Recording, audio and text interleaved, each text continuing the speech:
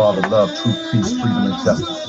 Allah is my protector, my God, and my salvation, by night and by day. Through his holy prophet, Drew Ali. Amen.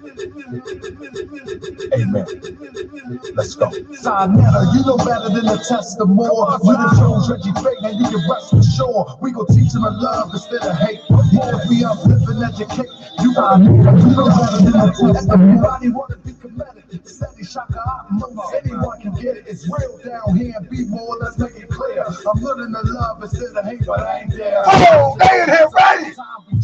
Oh my goodness. You got disrespectful. I'ma keep it raw. You haven't met no more. If you did, your approach wouldn't be so piss poor. Red pill get you the path, I do the math. How many other 40 seconds I'm on your ass? So now I know exactly what he doing. He be hyping. He's on kick. We 1990 Mike Tyson. To get knocked the F out for sure. Got the balls on the run. It's one thing you left out. I'm right behind you when we running you down. I respect you as an elder, but I'm sunning you now. Yeah, I love my brother Sai, but I got more love for God. A house of consciousness, a house of cards, a house of fraud. More as we go hard. You should have got the general to lead the charge, so we can smack them around like polite did. Make them move to Beverly Hills like polite lid.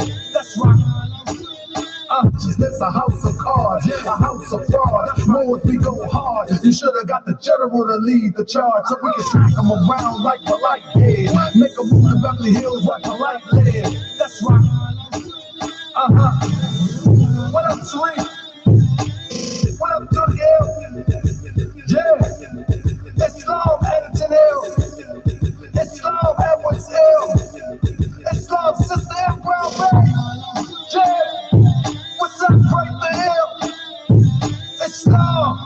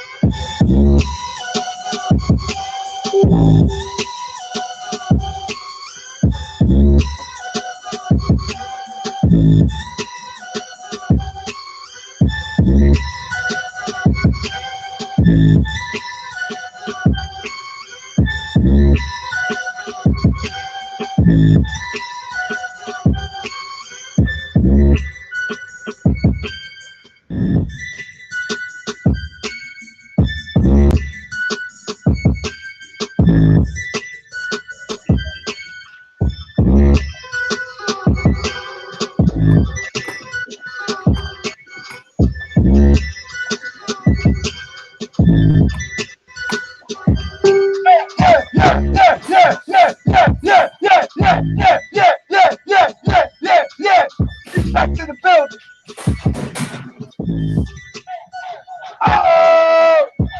Hold up, fam. Everybody share this.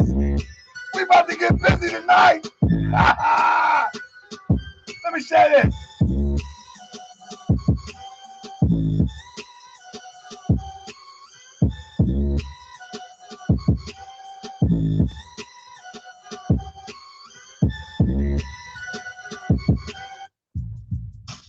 Y'all ready? I just want to share this a second. We about to get busy, family.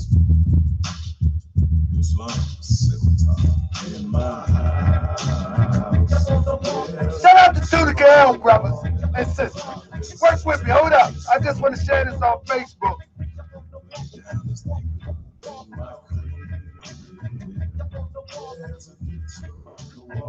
Everybody share this at your social media so we can get started tonight. Help me out. That's why the music be so long, because I'll be in the background sharing it.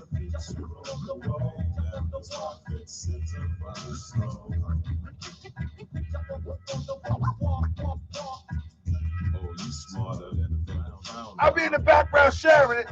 That's why it takes so long to get started sometimes. Everybody thumbs up and help me share this real quick so we can get started.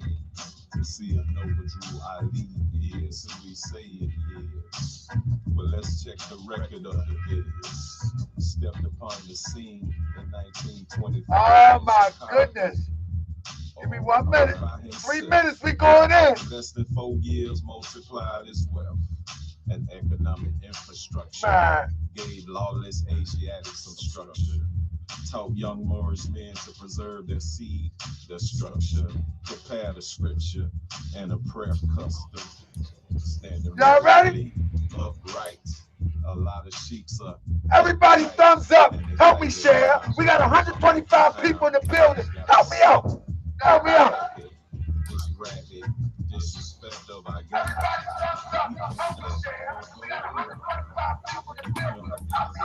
Innovation hooked up with conceit in your demonstration. The feds is black for this execution.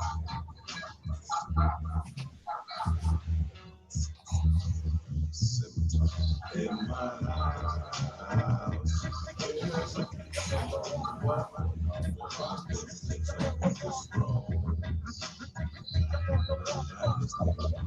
my crib, there's a picture on the wall. The prophet sits up on the throne, and all the other demonstrations. In my rest, there's a picture on the wall. Now the prophet sits up on the throne. Lord Albert, where you at, brother? Come on, Albert.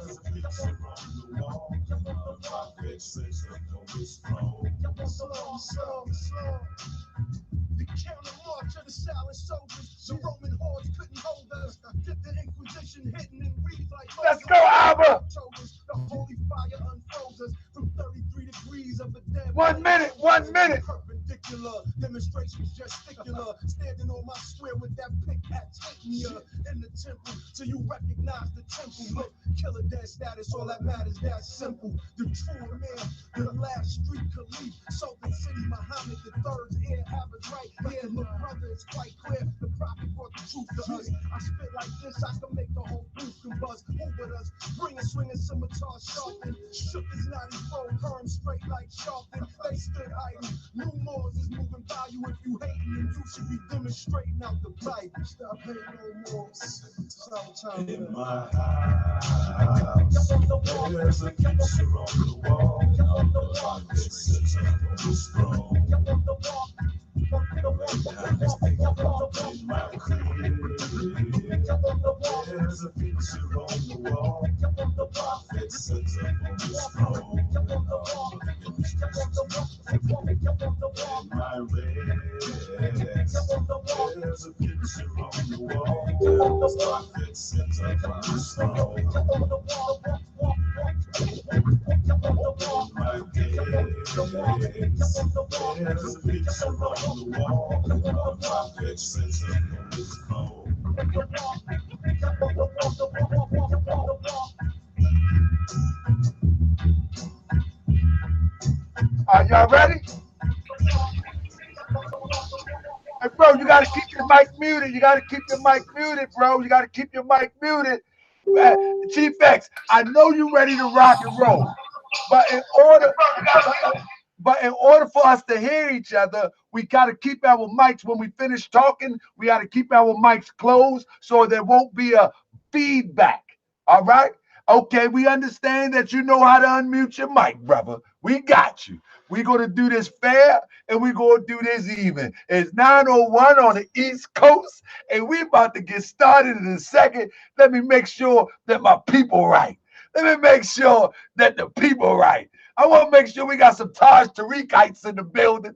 I want to make sure, we got plenty of Chief X people in the building. Let's see if we got some Moors in the building. Yeah, we building up. So family, we got 163 people. Let me, before we start this, let me do this real quick. Listen. So look, welcome to another edition of Moorish World TV. I'm your esteemed host, Brother Tahaka Bey. Listen, we have 169 people watching right now. We only got 29 thumbs up. Whether you like the chief or whether you like my brother and my friend, ISHMAEL Bey, is neither here nor there, because none of that matters right now. But if you thumbs up, what that will do, that will bring this more, put it in more circulation throughout YouTube. It will put it in more circulation throughout YouTube so people can really get the information.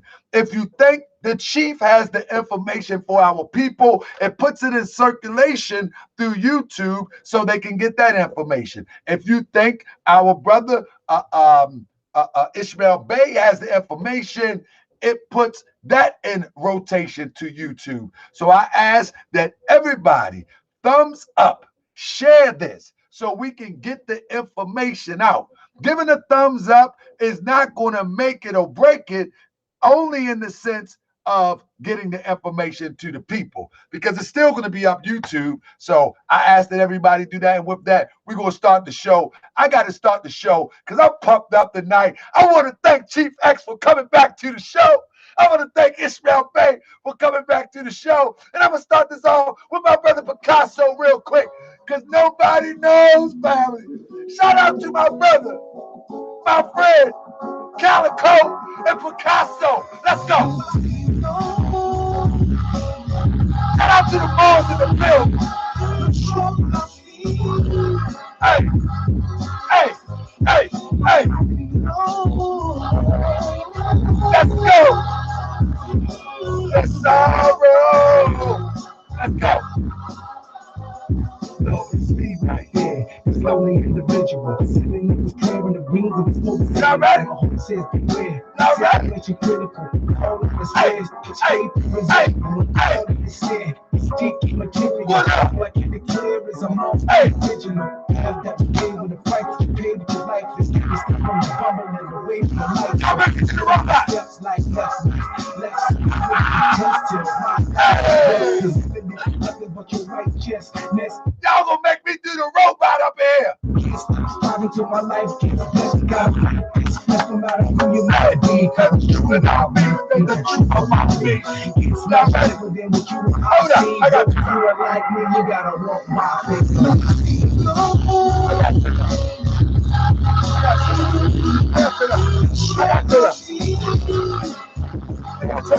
Y'all ready? Nobody knows. Hey. Come on, man. We have to turn up here, man. Y'all ready? I'm the color's been hidden from history. He ain't know the And welcome to the show, my brother Calico. Let's go. color of misery is brown skin. Hey. He ain't gotta listen to Hey. tell you how I went. We We been through more troubles troubles than others. Hey, hey, hey. Cool, I did it. Now how about you? You said you're my friend. I'm not my rule, but I'm riding to the end. Down the shit, blood, brothers, kin. If I say I'm telling you, yeah, I meant it. The name's Calico, you call me a lieutenant. Lives as a lose, I strive to keep winning, but I'm about to explode if these coppers keep killing. And it's right now, it's straight beyond limits. I run and say, hey, your partner start killing. I'm proud of it, they say the night will start hitting. And the work on the poison for the hustlers dealing. I'm gonna tell you, nobody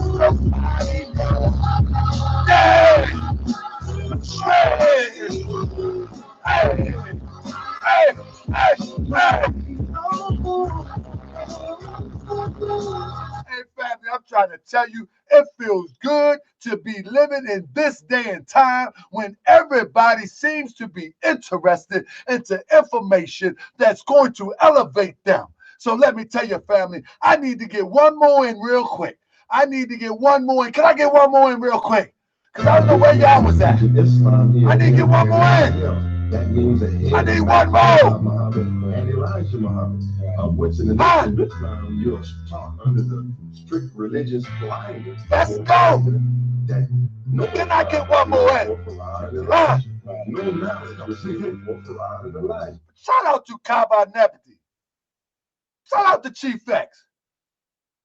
Shout out for Mr. B2. Shout out to Solve the Base Problem. Shout out to everybody in the chat. Let me get one more song in. Just one more. No disrespect, but I love this. Where was y'all in 1913? This is way before Martin had a dream. Way before Elijah had God. We was in the grave, the land of the Lord. Where was y'all when he was on the milk crate? Going hard on 35th State. Where was y'all when he only had his flag on Indiana Avenue? Flags on his head, hey. Where was was y'all when the enemy tried to kill him? When they said he was a prophet, but really didn't feel him? Where y'all at now? Nothing with me or you down? It's time to stand up. The prophecy is down. Hey! Now what you gonna do about it? Wanna know what Drew Ali he knew about it?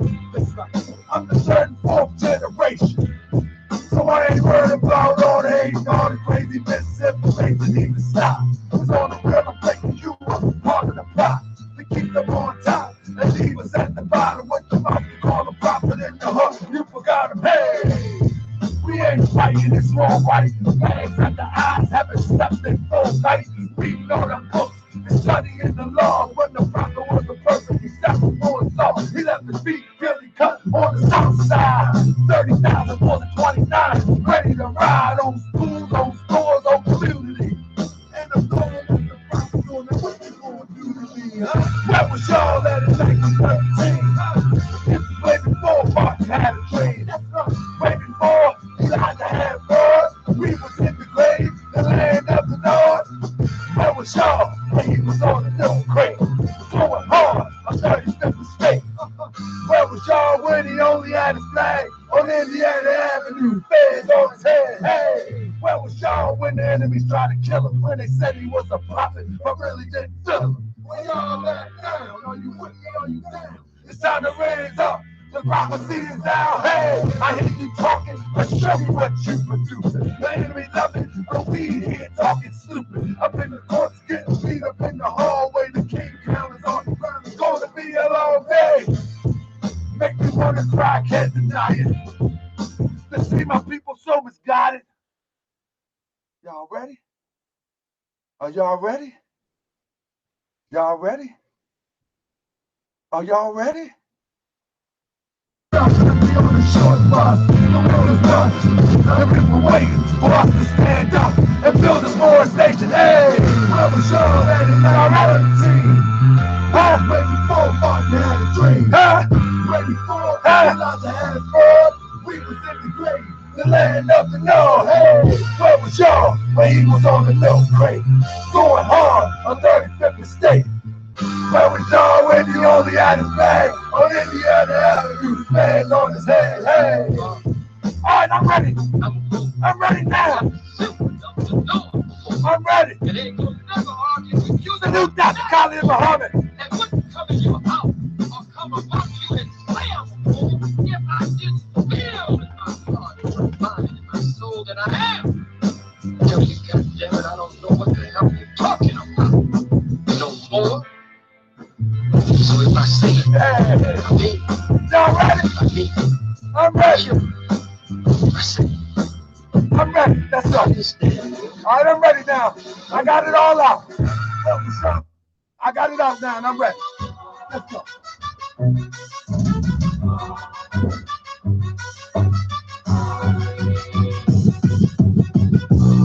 I'll be that boy you gon' remember. I'ma be that boy you gon' remember. I'll be that boy you gon' remember. The Hawker Bay front line till the law call my number. I'll be that boy you gon' remember. I'ma be that boy you gon' remember. That's right.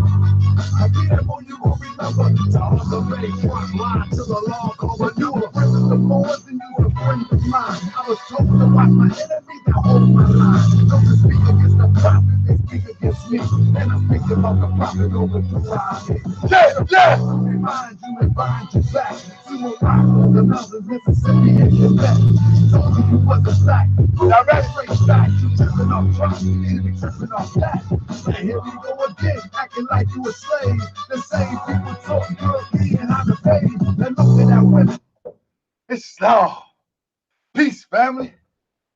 Welcome to another edition of Morse World TV. First and foremost, I rise, I give praise to the great God of the universal law. The same God that gets your heart pumping, gets my heart pumping. The same God that wakes you up, wakes me up. I give praise to that God who we in the Morse Science Temple of America refer to as Allah. I give honor to his prophet, Prophet Noble Drew Ali. I give honor to each and every 215 souls that is in this chat. I'm looking forward to us giving some information to the people, and I can't even say us. Let me tell you what this is, family. First of all, I can't say nothing. I am only the moderator of this debate. And what this debate is about, this debate is very simple. The standing question for the debate is African Americans, quote unquote, descendants of Moors in North Africa? And are those Moors the ones who conquered Spain? In other words, is the Moors of the Moorish Temple of America, those who are claiming Moorish heritage inside or outside the temple, is they descendants of the Moors of North Africa? Is one standing question. Chief X say no. ISHMAEL Bey says yes. Chief X say no. African Americans are not descendants of Moors of Northwest Africa. ISHMAEL Bey says yes. So-called African Americans, black people, are descendants of Moors of Africa. Standing question number 2 is, are these African Americans, quote unquote, descendants of the Moors who conquered Spain? Those are the 2 standing questions, and those are the main questions that we are looking at or looking to examine with this dialogue debate. It is on the burden of Chief X to prove that we are not descendants, or that so-called African Americans are not descendants of Moors. It is on ISHMAEL Bey to prove that we are descendants of Moors. Now, again, this is not between last night. We had a face-off. A shout out to one of the greatest researchers and one of the greatest debaters that we have known in the Moorish world in the chat, our brother, our friend, Sharif Adniel Bey. Give a shout out to brother Sharif Adniel Bey. And so I want to say the rules are this. The rules will be, the first round, the first person will present. Then there will be the second. No, the first person will present. Then the second will present. Then there will be a first rebuttal. Then a second rebuttal. The first one will present or attempt to prove that either we are descendants of Moors of North America or we not. It depends who go first. And then the second will be as the first one follow, but the question, the standing question will be, if those Moors are descendants of the Moors who conquered Spain, one will prove that they are, one will attempt to prove that they're not. Each will have 20 minutes to give this presentation, and each will have a 15-minute rebuttal. A 15-minute rebuttal. Now, if they want to adjust time and go more than 15 minutes, all they got to do is let me know. If they want that 15 minutes now to go up to 20 minutes or 30 minutes, they can let me know now. But if not, it's a 15-minute rebuttal. So it means that we want to go hard. We want to go hard and get straight to the point. So with that being said, let's allow my brother, my friend, my newfound friend, Chief X, to come in and introduce himself, tell people where you from and what you represent as a school of thought or teaching for our people. The floor is yours, brother Chief X. And each will have a 15-minute rebuttal. A 15-minute rebuttal. Now, Chief X, you're not going to be able to listen from your system because it's going to bleed in over here. So you're going to have to turn your volume down. So it means that we want to go hard. It's going to be a delay. We want to go hard and get straight to the point. So with that being said, can you hear me? Because it's a huge delay. Yeah, but my newfound friend, Chief X, The thing is this. Introduce himself. Tell people where you from and what you represent as a school of thought or teaching for our people. The floor is yours, Brother Chief. Okay, I just heard you say the floor is yours. 15 minutes, Brother. And it's a huge delay on my end. No, because I want to know if I'm speaking on time. Brother, you are listening through the show as opposed to listening through the hangout. Okay. Okay. I turned my volume down on my tablet. But let me explain to you. Can you hear me? Because there's a huge delay. You are listening through your sound system as opposed to your hangout.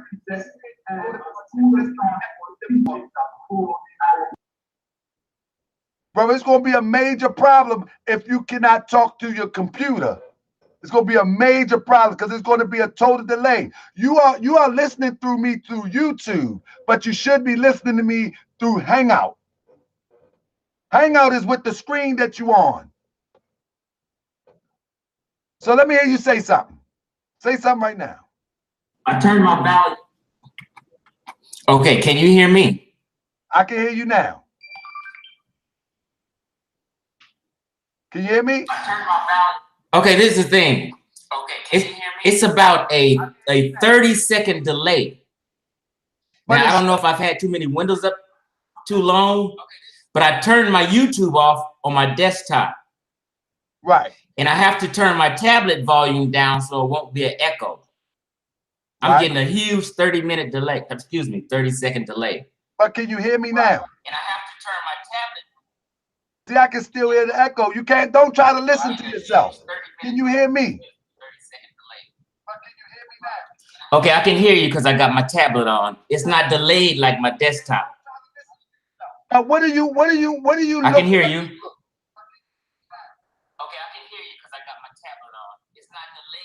Brother, you got too much stuff on, brother. You got way too much stuff on. You should be talking to me directly in the screen and what you're talking to. The mic in the screen should be picking me up. You got way too much stuff on. You should be talking to me directly in the screen and what you're talking to. The mic in the screen should be picking me up. Yeah, you shouldn't have to talk to me from another device. The device in which your camera is working should be the device in which you talk to me through. Now, you shouldn't have to talk to me from another device. The device in which your camera is working should be the device in which you talk to me through. Exactly, just like last night. But it Uh-oh. Exactly, just like last night. But Uh-oh. This is what I'm gonna do. Target, this is what I'm gonna do. Okay. I got a lot of screens up because I'm gonna be doing a lot of screen sharing. So I'm gonna shut my screens down and come back in, and then it won't be a delay. Okay. All right. Well, come on. We got a second. We got a second. We got that. Go ahead. Our people will be waiting, and your people will be waiting. I'm pretty sure they want you to body ISHMAEL BEY. That's what they want you to do. And the more want ISHMAEL BEY to body. So anyway, with that, let me bring my brother ISHMAEL BEY in. ISHMAEL BEY, are you there, brother? Peace, King. How you doing tonight? See, that's how it's supposed to be. Hold on. I ain't bring him in right. Let me bring in the Rakim of the conscious community. Watch how smooth he say it again. Smooth, because he don't get upset. Introduce yourself to the people, brother. Peace to the God, peace to Haka, and peace Moorish World TV. I want to thank you again to Haka for bringing me back in. I'm looking for a very fruitful and very spirited debate tonight going on with Chief X. I know that he'll get things back in order. He'll be back in the arena, so we're going to be able to get it on. Again, I want to thank your listening audience for giving us an opportunity to come and share some knowledge and impart some information to each and everybody here. Again, I will also want to, definitely come in peace. I want to come in peace and make sure that the vibration of peace is out there so that the babies can get the information also. It's a family show. You run a nice, clean platform. So I really want to make sure that we're able to get the information out in a very spirited way, but it goes across in the right, the right kind of spirit that we're coming in also. So I want to thank you, Brother Taharka. Again, this is Brother ISHMAEL BEY, co-founder of Amin Ra Squad. I also have Amin Ra Squad African Moorish Scholarship on Facebook. Please feel free to join the forum. Make sure that you support Moorish World TV. Let's get a lot of thumbs up tonight and make sure that you get the knowledge and the information and keep speeding and spreading it all around the cyber world, because this is how we reach the people and we're able to bring them in and make it real time in the different communities. So it's very, very important. Thank you, brother. But now, with all that smooth talk, ISHMAEL BEY, is this going to be a smooth over, or are you going to do, as I seen in your ad on your Facebook page, are you going for sniper degree? What's going on?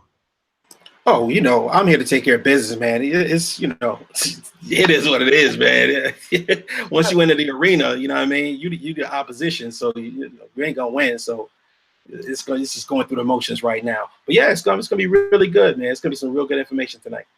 Well, I noticed in the chat, had your brother, your friend, and your comrade for over 20 years, Brother Sharif Anil Bey, is in the building. Hey, brother, now, the last time that y'all was on here together, y'all mopped the floor with Team Osiris. So, have you talked to the brother on this topic here? Because he said you're gonna handle your business, brother.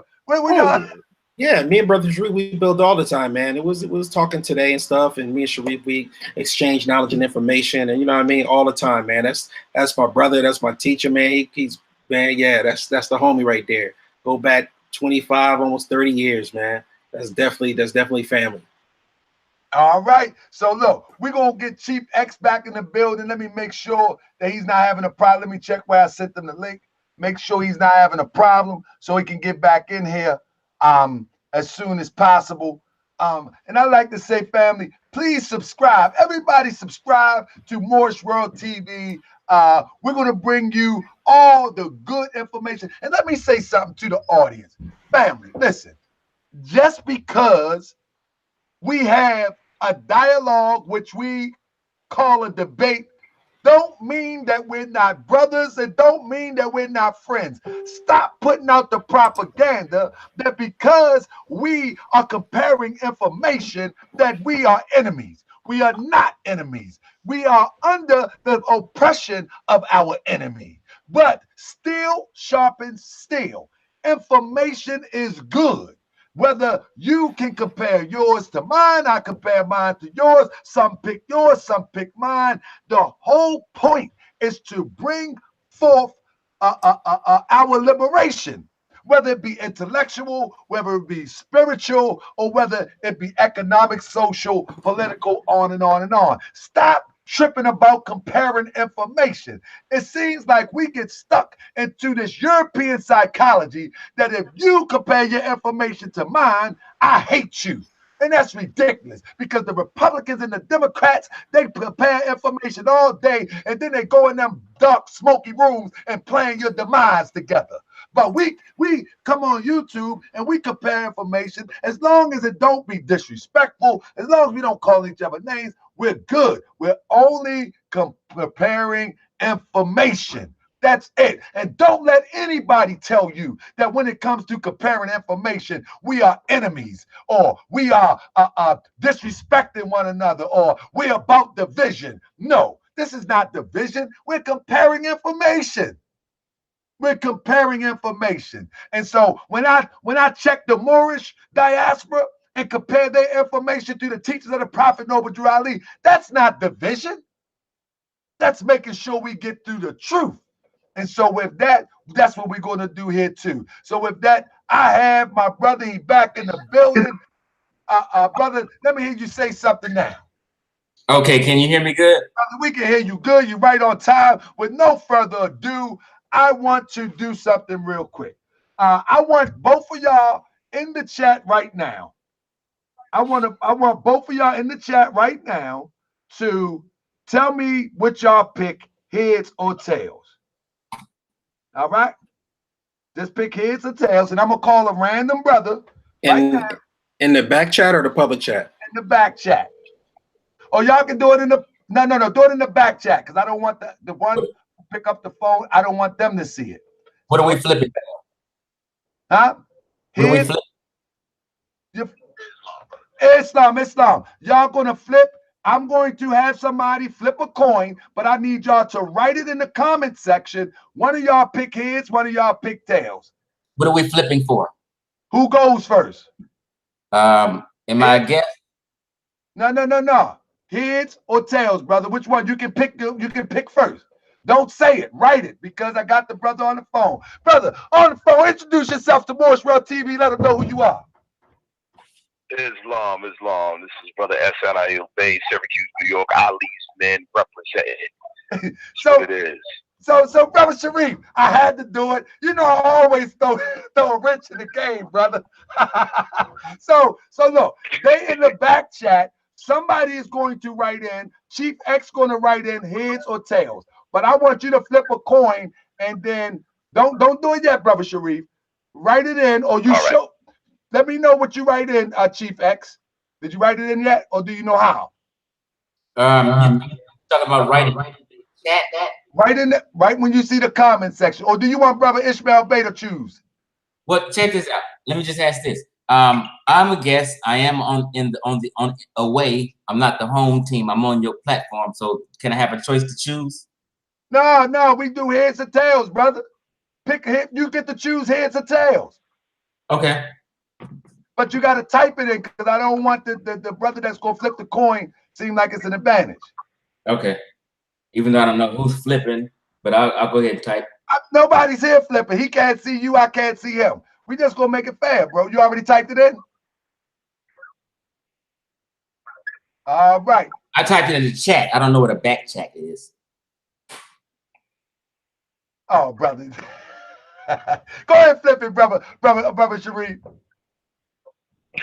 All right, I'm gonna flip. Now this is for who goes first or last, right? Yeah. If it matches Chief X, he goes first. If it matches ISHMAEL, he goes last. All right, I'm flipping. Hold on a second. My coin says tails. Tails, Chief X, you are up first. Hey, Brother Sharif. Wait a minute. I typed in tails. I wanted to flip. No. If it matches your what you put in, you first. Oh, you want to choose? You want to choose? Yeah, that's what I was thinking. Okay, go ahead, choose. I'll go second. Okay, you go second. With that being said, whatever. Brother Sharif. Yes, sir. The audience, we got almost 300 people in here. Brother, when are you coming back to ISHMAEL TV? Yeah, we're gonna talk about that. We're gonna definitely talk about that. Brother, why you being smooth with that Syracuse smooth stuff? The people need to know. Nah, that's not me. That's my brother Lasana Tunica. That's very white day. Hey, brother, anything you want to say real quick? Anything upcoming with Ali's men or the Moors in Syracuse with your new temple? Anything going on? For sure. I mean, you already know what time it is with Syracuse. I'll tell the viewers really quick, or the listeners. Operation Proclamation. We talked about it 2016, April 10th, 2016. But right now we're in the process. We already have 8 lots in an entire neighborhood that's sitting on a node of financial excellence, South Carolina Trade Zone, rebranded Sankofa District. You already know what it is, and like I said, we have 8 lots, 7 properties, and we're in the process of turning that into a little Morocco, a Moorish American business and residential district. You already know because you're doing the same thing in Baltimore, brother. Indeed. You know what I'm saying? Indeed. A lot of people talk. We do. The prophet said, if I say I'm gonna do a thing, I've already done it. You know what I mean? That's right. And so we try to imitate our prophet. Let everybody else talk. We get you popping. You know what I mean? Indeed, brother. I appreciate you. We're about to get started, so let the things begin. Brother, one more time. This is Brother Sharif and they'll BEY on the line. Peace, my brother. Peace. All right, so here we go, family. We about to get started. So from this point. Hold on, brother. Can you hear me? Yeah, I can hear you. We about to roll. Right. But he introduced himself. Did you not want me to? Oh, yeah, brother. I forget you had technical difficulties. Come on, brother. I forget about your technical difficulties. Okay. I'm Chief X, the God best reincarnated, and I have a slogan I use. I bring in common sense science. And I've been knowing ISHMAEL for, we've been social media friends for at least 7 years. We've been cool. We were supposed to hang out in Vegas a few months ago when I was in Vegas. And the next time I come out to Vegas, probably in a month, ISHMAEL BEY, we're going to hang out and shake hands, you know, and we're going to hug and shake hands, and I'm going to let you know it's all right. You know what I mean? You're going to become an RBG now after this, and, you know, we're just going to get it in. But check this out. I'm not going to be emotional. I hope no one has any hard feelings after this. It's all peace with me. I like doing this. This is a hobby, and I mean no harm. And one other thing, I had to come out and come back in. So everything that I had lined up to screen share, I'm going to have to do it one by one because I was waiting so long and I had so many screens up, it slowed everything down. It was like a 30-second delay. So when it's my turn, bear with me. I might have to do them one at a time so that it won't be slowed up. Is that okay? Indeed, brother.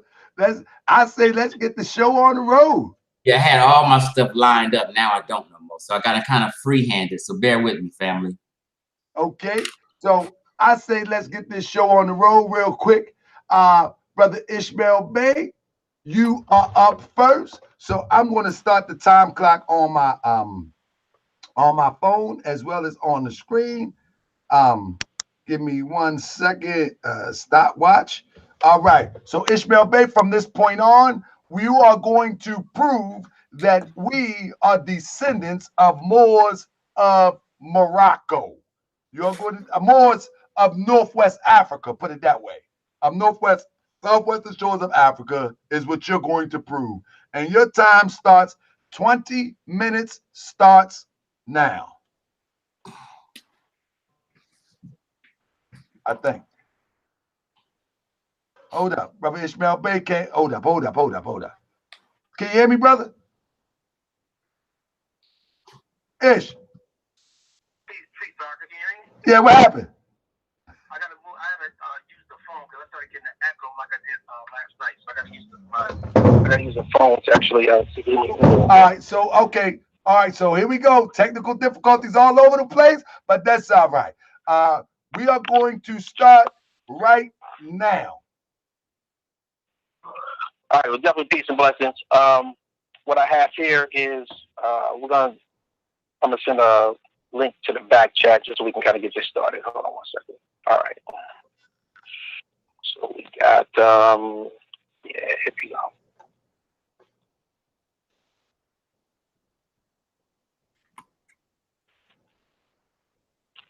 So we got the first. If we can play the first minute and 30 seconds, that'll set the premise of what I'm dealing with on this. Okay. All right. Thank you, sir. First place they came was to Haiti. Haiti was then called Hispaniola. It is there that the Roman Catholic Church, and some of you going there tomorrow,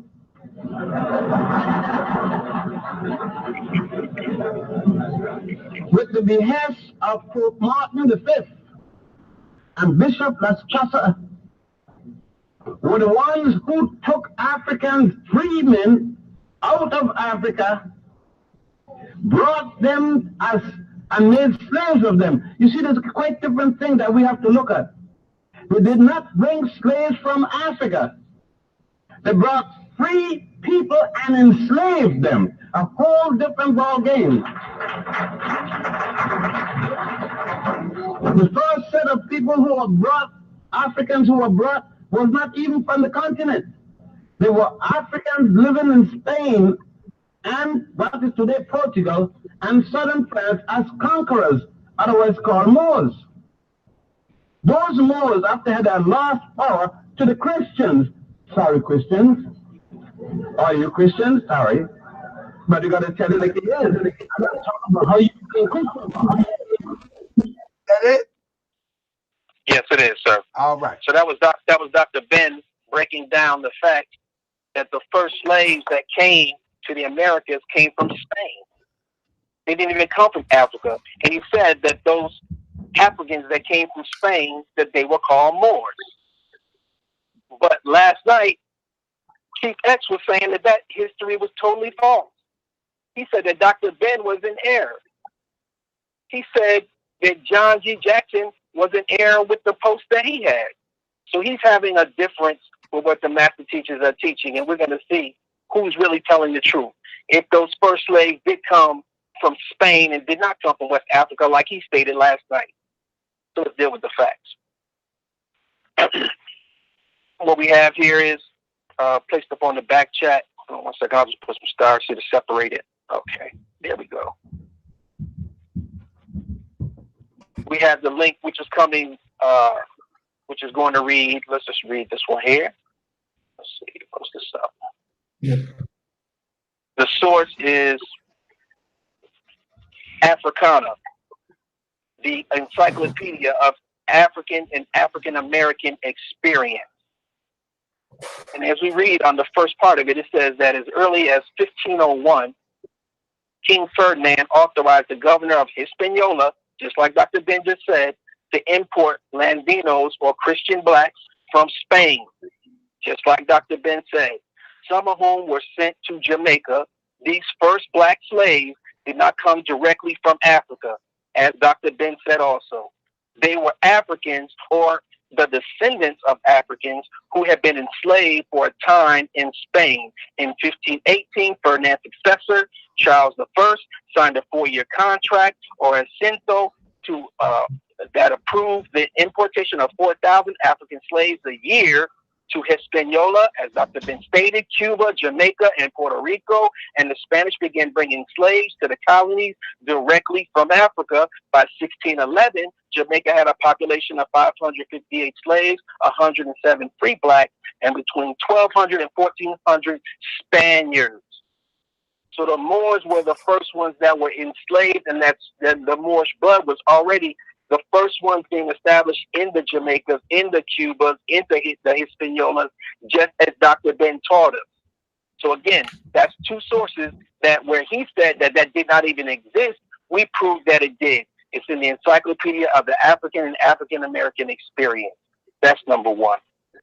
Let's get on to the next part. We also were dealing with yesterday.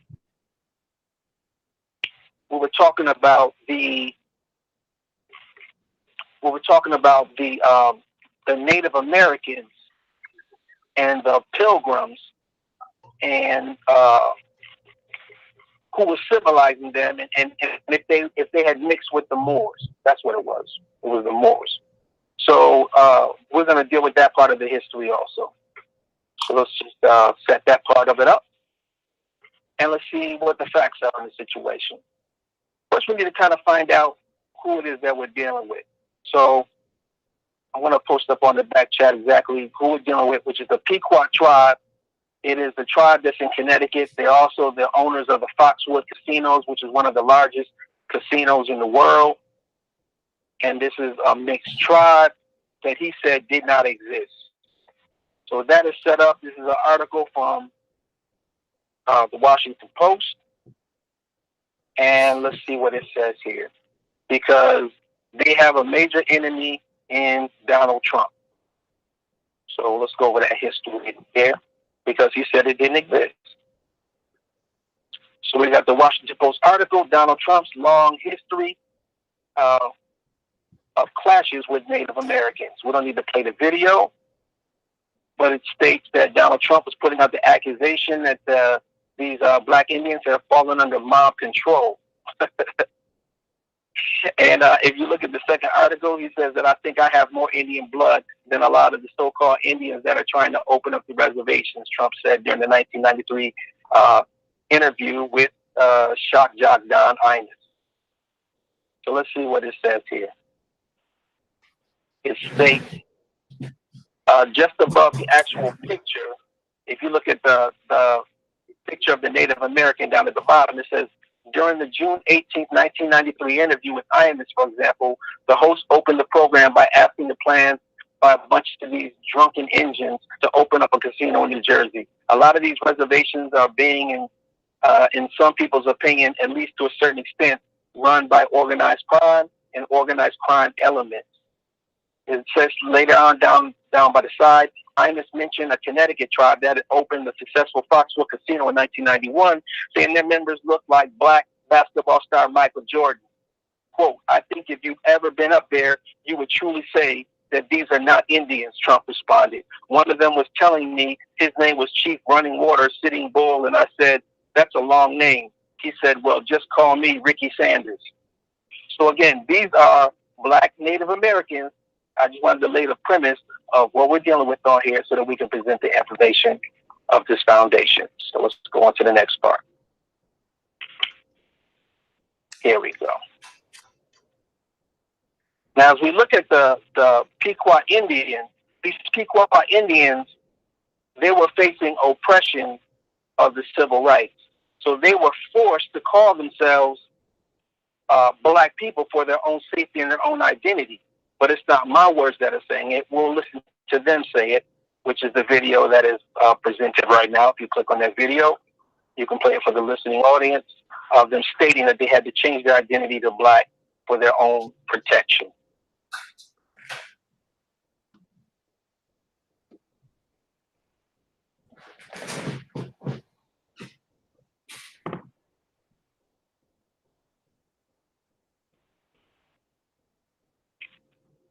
Hold up.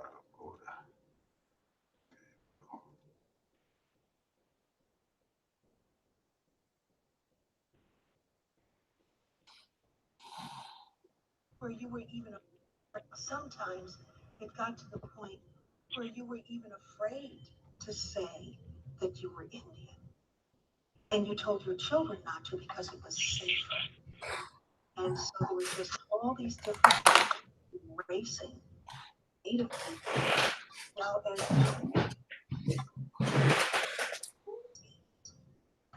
sometimes it got to the point where you were even afraid to say that you were Indian.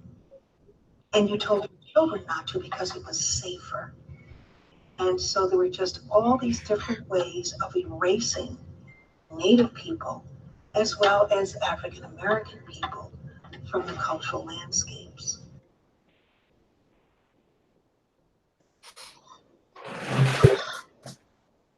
So thank you. And can you please mute your mic, Chief X? The next point that I want to make on here is we were dealing with the Pilgrims and who civilized the Pilgrims and what were their habits. Because Chief X was saying that people always had the habit of being clean and nobody had to teach them how to be clean. They already knew what they had to do. So we're going to find out. First of all, we need to understand that Queen Elizabeth I, her reputation was being the cleanest woman in all of Europe. And she only took a bath once a month. And her reputation was being the cleanest woman in all of Europe. And that was from her own words, that she forced herself to take a bath once a month. So the name of the article is, you got the article posted up, Brother Tucker? Thank you so much, brother. The name of the article is Lest We Forget the Pilgrims' Foul Bodies. So, and in this, let's see where we find this at. It states,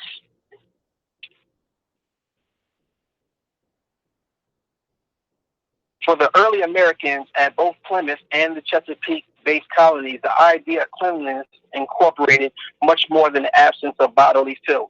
Moral and spiritual purity were just as important as the intertwine of physical purity. After the Mayflower survivors died the first 2 months of 1621, William Bradford tried to establish a system of communal labor, making more efficient for the survivors. This meant that women would have to launder the clothes of men who were not their husbands. In England, the title of laundress stained the slurs jade and slut among them.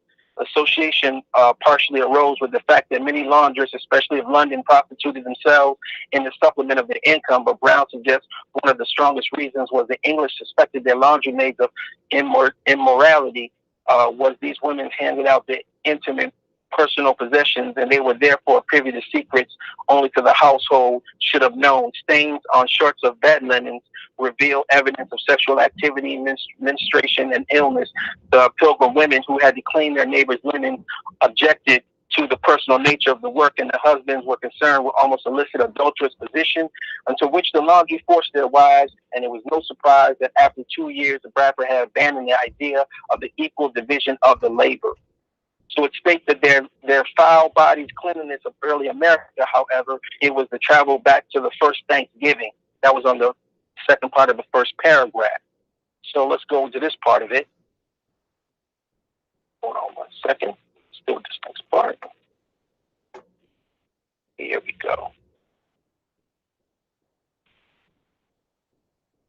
All right.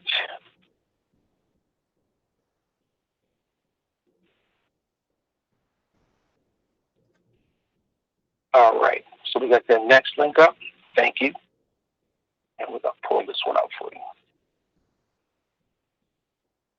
Brother Jaharka, it's going to be, the start of the paragraph is going to read, evidence suggests. So it's a little bit further down, but you will see, let me count the paragraphs for you. It's going to be like a little bar down. 1, 2, 3, 4, 5, 6, 9, 10. It's about 15 down, and it'll say the evidence suggests. Okay. Let me know when you do find that, and then I'll just start to read from there. In fact, it'll be the part of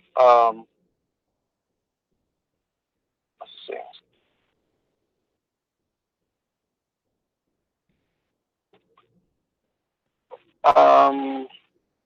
It's about 20 down. It says evidence suggests that Indians tended to view Europeans with disdain.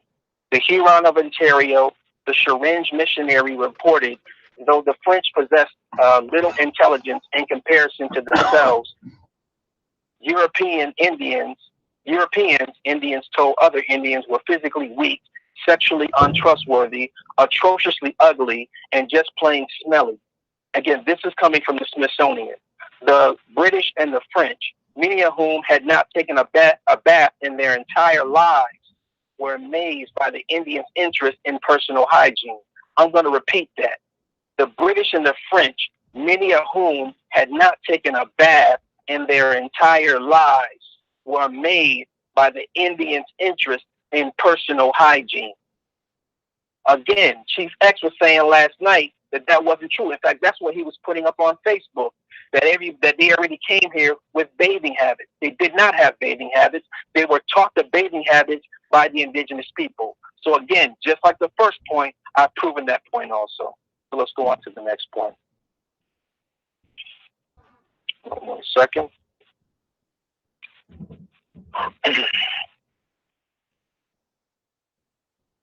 Let's deal with the oldest West African and the appearance of the oldest West African.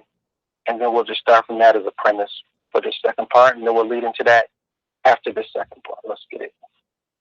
Okay, here we go.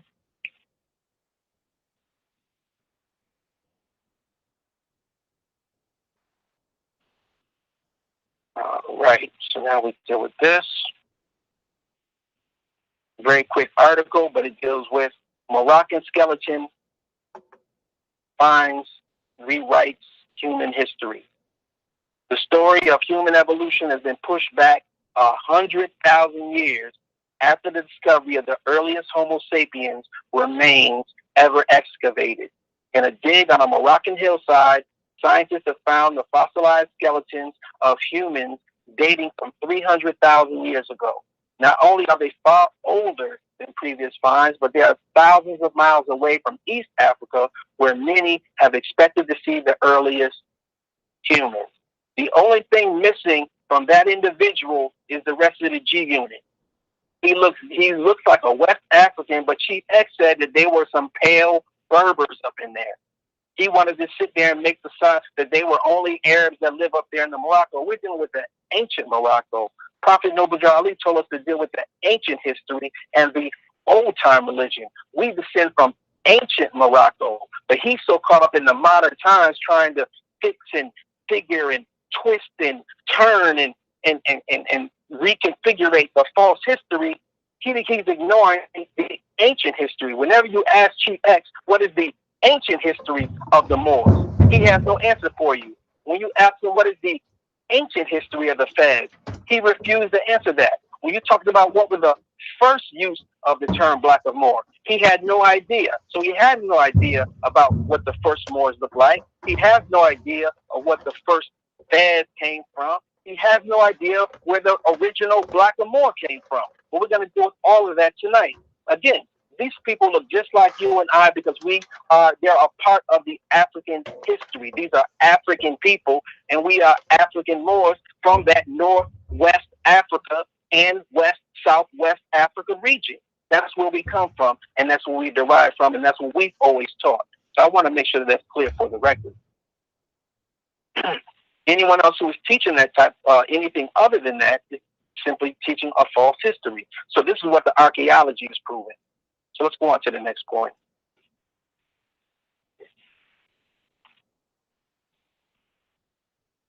Let's deal with the DNA. We got to deal with the DNA because that's what's going to tie it all together. So we're going to make sure that Chief X is able to provide that DNA also. So let's deal with the DNA. And let's see what it says. Again, this is from 2018. This ain't no old article. This is from May 15th. Science discovered genomic ancestry of North Africans from Morocco. So again, this is the find that we just got done talking about. But let's see where it comes from. Let's see where it comes from, shall we? Let's see. In fact, what we're dealing with is, because this is all coming from sub-Saharan heritage. Okay, here it is right here.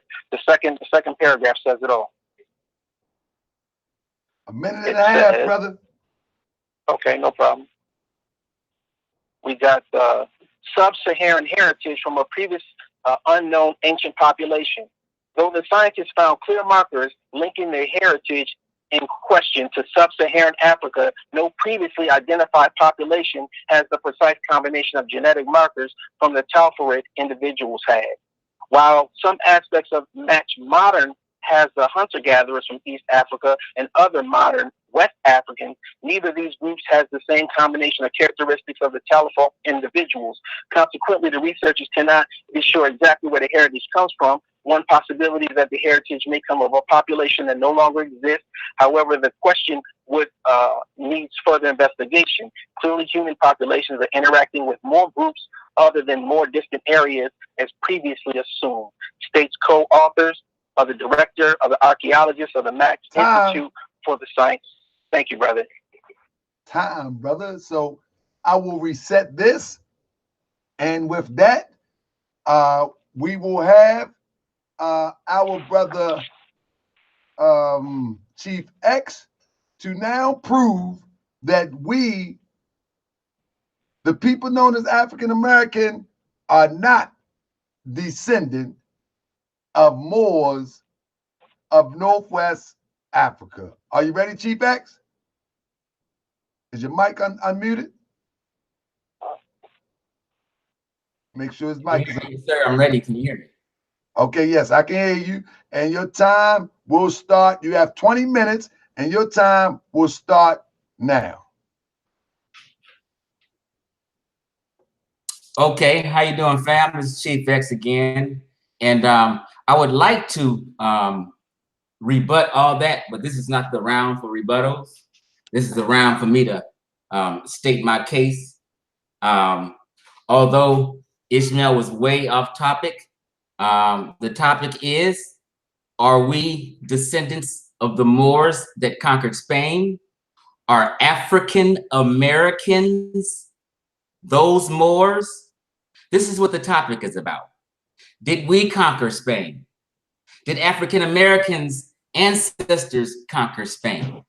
Okay, so let's get back on topic, because this man was talking about bathing. He was talking about hominids 300K years ago. He was talking about the Stone Age. Let me bring you guys back to some relevancy, okay? Bear with me because this is my first time doing a Google Hangout where I have to share my screen. So I'm kind of learning on the fly. So bear with me. So let me just share my screen of what I had first. First, let's just define who a Moor is. So I'm gonna go to this green button and share my screen.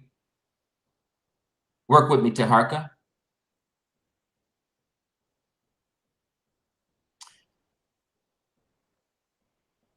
Okay. Can you see my screen? Yes, sir. Okay, it's a little delayed, so.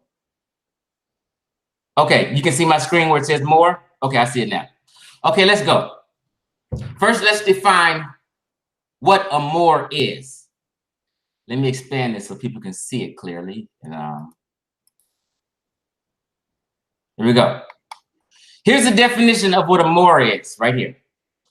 It says a Muslim of the mixed Berber and Arab people inhabiting Northwest Africa. Let me read that again in case people didn't hear and had bad listening comprehension. A Moor is a Muslim of mixed Berber and Arab people inhabiting Northwest Africa. I'm not Berber or Arab. I'm an African, a West African. Although Berbers and Arabs can be considered African, we want to make some distinctions, okay? West Africans are not Berbers. Sub-Saharan Africans aren't Berbers, okay? So that's the definition of what a Moor is. It says a member of this group that invaded Spain in the 8th century AD and occupied it until 1492. You will never find any West African tribes telling you anything in their oral traditions and their writings where they would tell you they conquered Spain. You can't find it nowhere. Let's go to another definition real quick.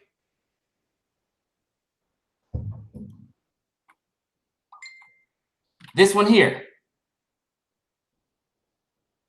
Let me expand it.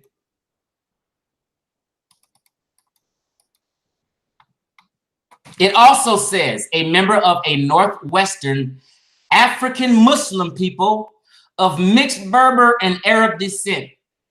In the 8th century, they conquered the Iberian Peninsula. West Africans never conquered the Iberian Peninsula. Let's be honest. But were finally driven out of their last stronghold in Granada at the end of the 15th century.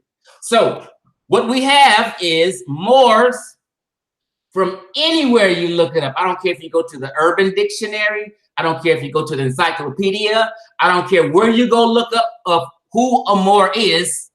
It's going to tell you a North African Muslim of Berber and Arab descent. Okay, so bear with me because I'm doing this on the fly. Check this.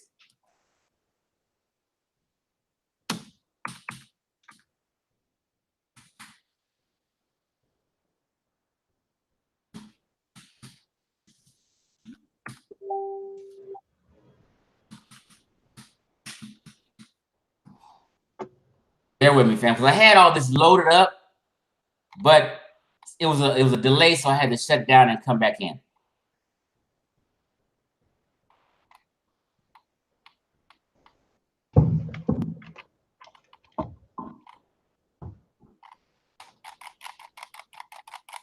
Bear with me. I wish I was just on point and had this already ready.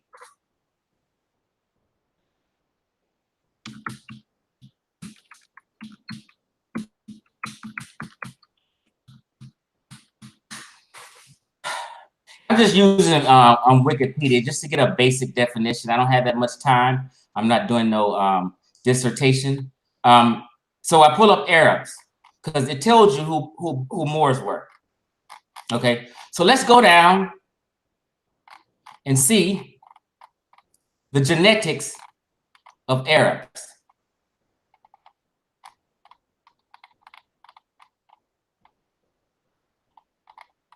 Bear with me. I had this set up. I like to be on point, but here we go. Let me blow this up a little bit so people can see.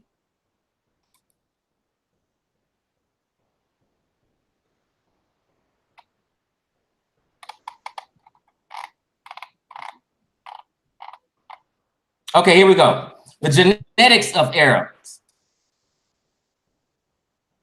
E1B1B is the most frequent paternal code among the populations in the western part of the Arab world, Maghreb, Nile Valley, and the Horn of Africa.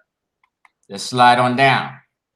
It says the mtDNA haplogroup has been observed at notable frequencies amongst overall populations of the Arab world. It goes on to tell you that the maternal code reaches its highest frequency in the Arabian Peninsula. It didn't say Africa, in the Arabian Peninsula. While K and T is more common to the Levant. The Levant is nowhere in West Africa. There are four principal West Eurasian. Let me read that again. There are four principal West Eurasian autosomal DNA components that characterize the populations in the Arab world. We are not of no West Eurasian anything. The Arabian, the Levantine, Coptic, and the Maghrebi components.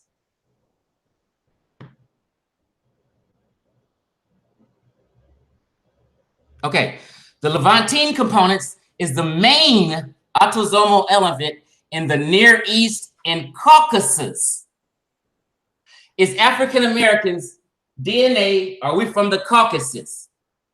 Arabs are West Asiatic people, West Asian people, and they filter down to the Levant. And they came from the Caucasus also. They have DNA coming from the Caucasus. We don't. So now, that's where the Arabs' DNA is from. They're Eurasian based. Now, let's go.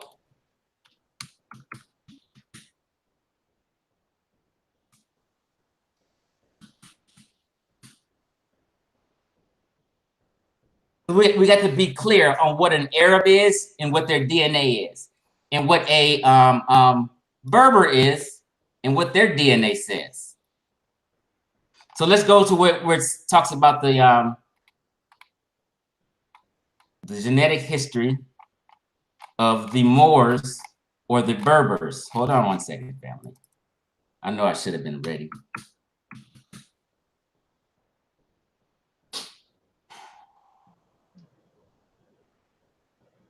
Okay, here we go. Here we go.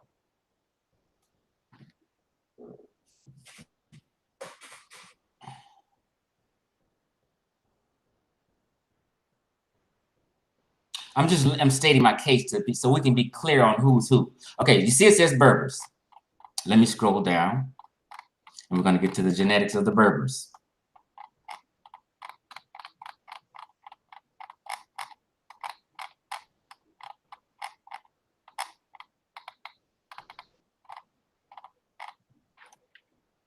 Let me make this a little smaller. This is my first time doing a share screen thing on a Google Hangout. So I'm just learning this on the fly, but I'm a quick learner.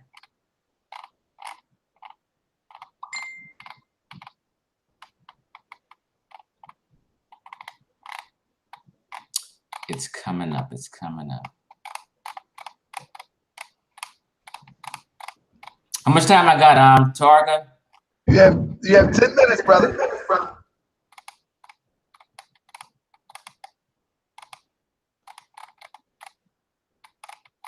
Okay, bear with me. And I'm strictly basing my premise off of the title of the debate.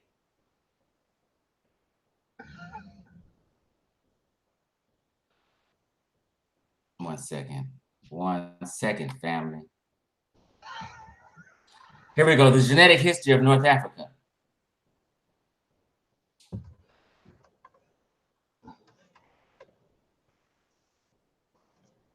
Okay, here we go. Genetic history of North Africa. They're speaking about the Berbers.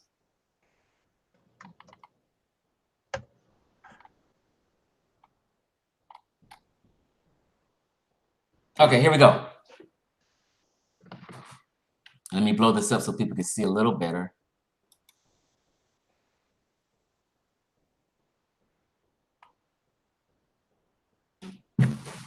Individuals receive mtDNA only from their mothers, okay? According in 1999, 1/3, 33% Mosaic Berbers mtDNA have a Near Eastern ancestry, kind of similar to Arabs.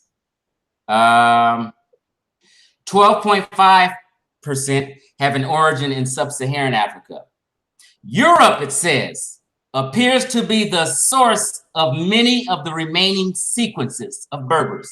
Europe is telling you that the Berbers' main sequence is out of Europe.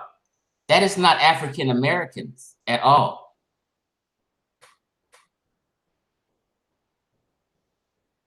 With the rest having arisen either in Europe or the Near East. They're letting you know that their mitochondrial DNA is up out of Europe and the Near East. Nowhere in West Africa and Sub-Saharan Africa. Let me go down, and it just gives a summary, because I'm not a DNA guy, but this gives a summary.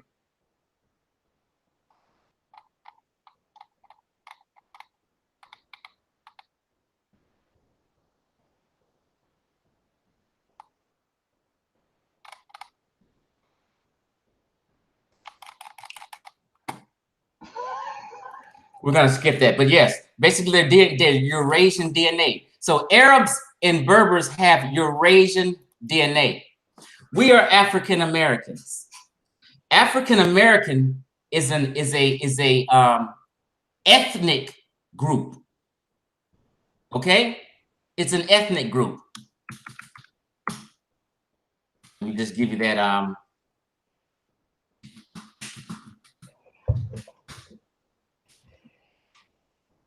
so you can understand a little better. Here we go.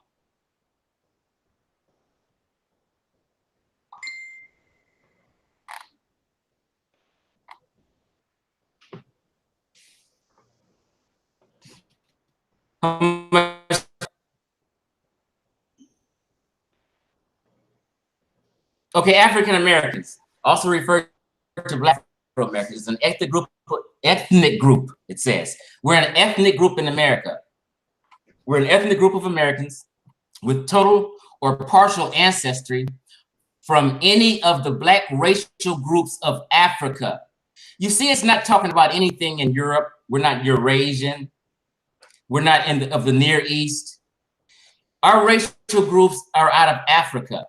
The term typically refers to descendants of enslaved Black people who are from the United States as a compound adjective. The term usually hyphenated African Americans. So when we click on ethnic groups, this is what pops up. An ethnic group or an ethnicity is a category of people who identify with each other based on similarities such as common ancestry, language, history, society, culture, or nation. Ethnicity is usually an inherited status based on the society in which one lives. Membership of an ethnic group tends to be defined by a shared cultural heritage, ancestry, origin myth, history, homeland, language, or dialect. Symbolic systems such as religion, mythology, and ritual, cuisine, dressing style, art, or physical appearance. So African Americans are an ethnic group in America. And show you, it gives you the DNA, the base DNA in general, Americans.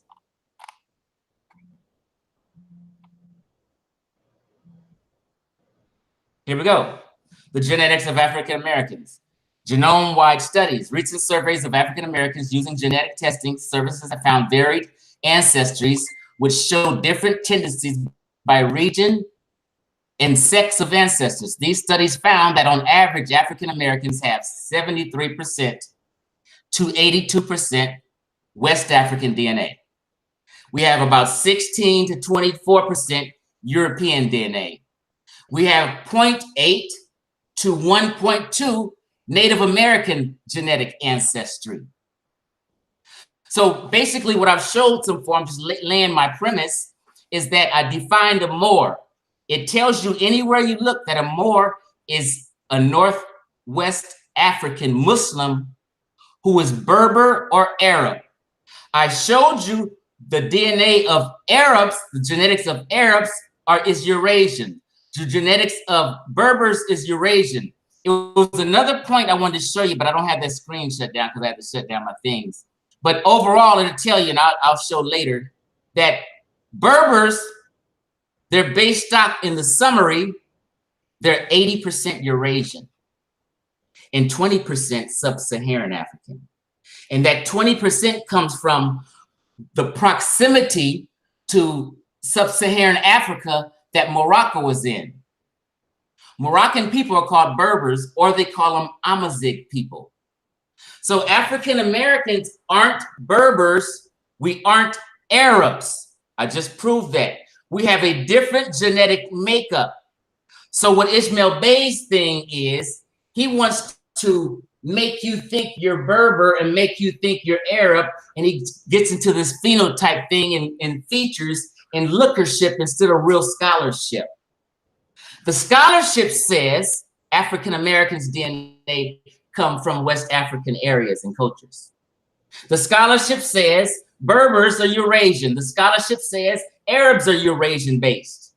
I don't know what he's talking about. I don't know why anyone thought that we were Berbers or Arabs. We're not and never were. Okay, how much time I got, Taharka?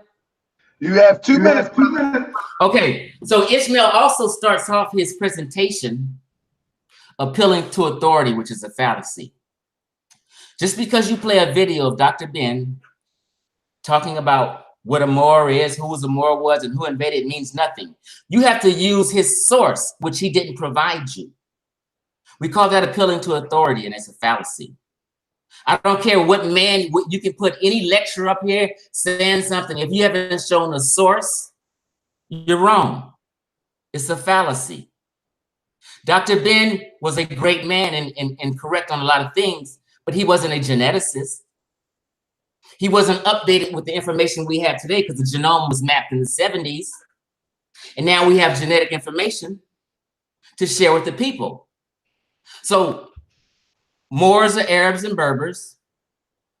African Americans ancestors never conquered the Iberian Peninsula or Spain. You cannot find out one West African tribe that will tell you in their oral traditions that they conquered Spain, the Iberian Peninsula. Never. The people who conquered Spain and the Iberian Peninsula were Arab dynasties, which Arab dynasties had a slave army, and some of the slaves were in the Arabs' army and fought, but they didn't run nothing. Arabs was calling shots, not any of their slaves or servants. Okay, so ISHMAEL opened up talking about bathing 300,000 years ago, hominids, Stone Age stuff. I don't know what he's talking about. He was way off topic. I'm up, brother. All right, ISHMAEL Bey, you up next, and your next 15 minutes either to rebuttal or to respond or to even use your 15 minutes to reiterate what you have said before. So you got 15 minutes. Are you ready, Ish? Oh, yeah, I'm ready right now. Yeah, I definitely want to point out the fact that he's sitting there lying to the public again. That's okay. Like Hold up. Hold up. Here we go. Your time starts now. No problem. So he's telling the falsehood, continuing like he did last night. Now, I played Dr. Ben, and then I showed the encyclopedia of the African and African-American experience that backed up word for word what Dr. Ben said. But he sat there and said, I wasn't supplying any sources. Just more lies. Anyways, I'm going to go ahead and deal with some factual information. Okay, so in the back chat here, we got the information, and he's saying that the West Africans have no connection to Spain or any of that. So we're gonna view and see what the master teachers are really doing, who are really in the field and really understand African history and how we tie it in. Okay, 1 second. In Granada, Spain. Right behind me is Alhambra. This was a castle and a fortress that was built by the Moors, who ruled for almost 800 years here in Spain.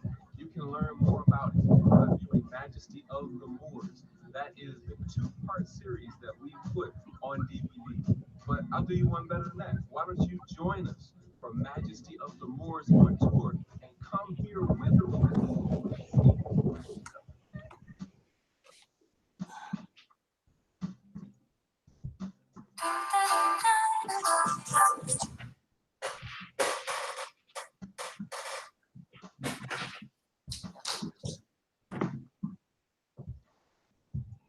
Tell me when to stop it.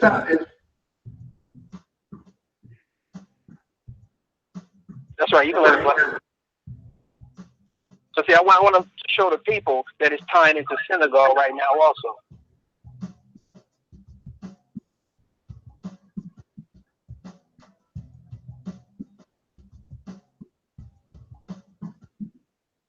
So you can stop it right now. What it's showing is tying up. Okay. Do you have to mute him? Did he leave his mic on? Yeah, why do we leave his mic on? Hold on 1 second. Keep on going, brother.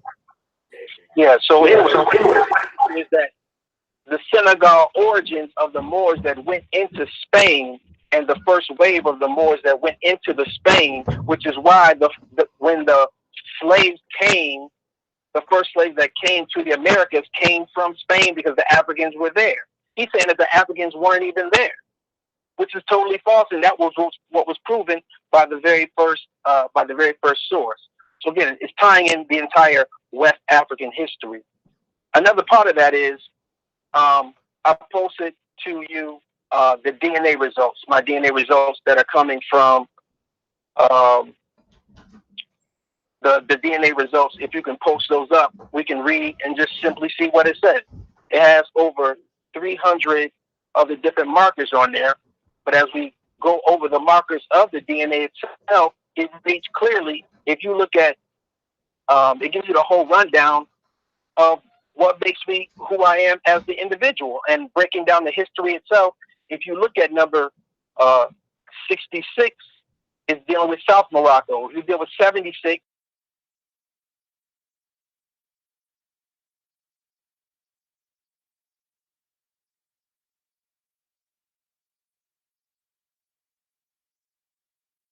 see, Chief, that's just saying that we're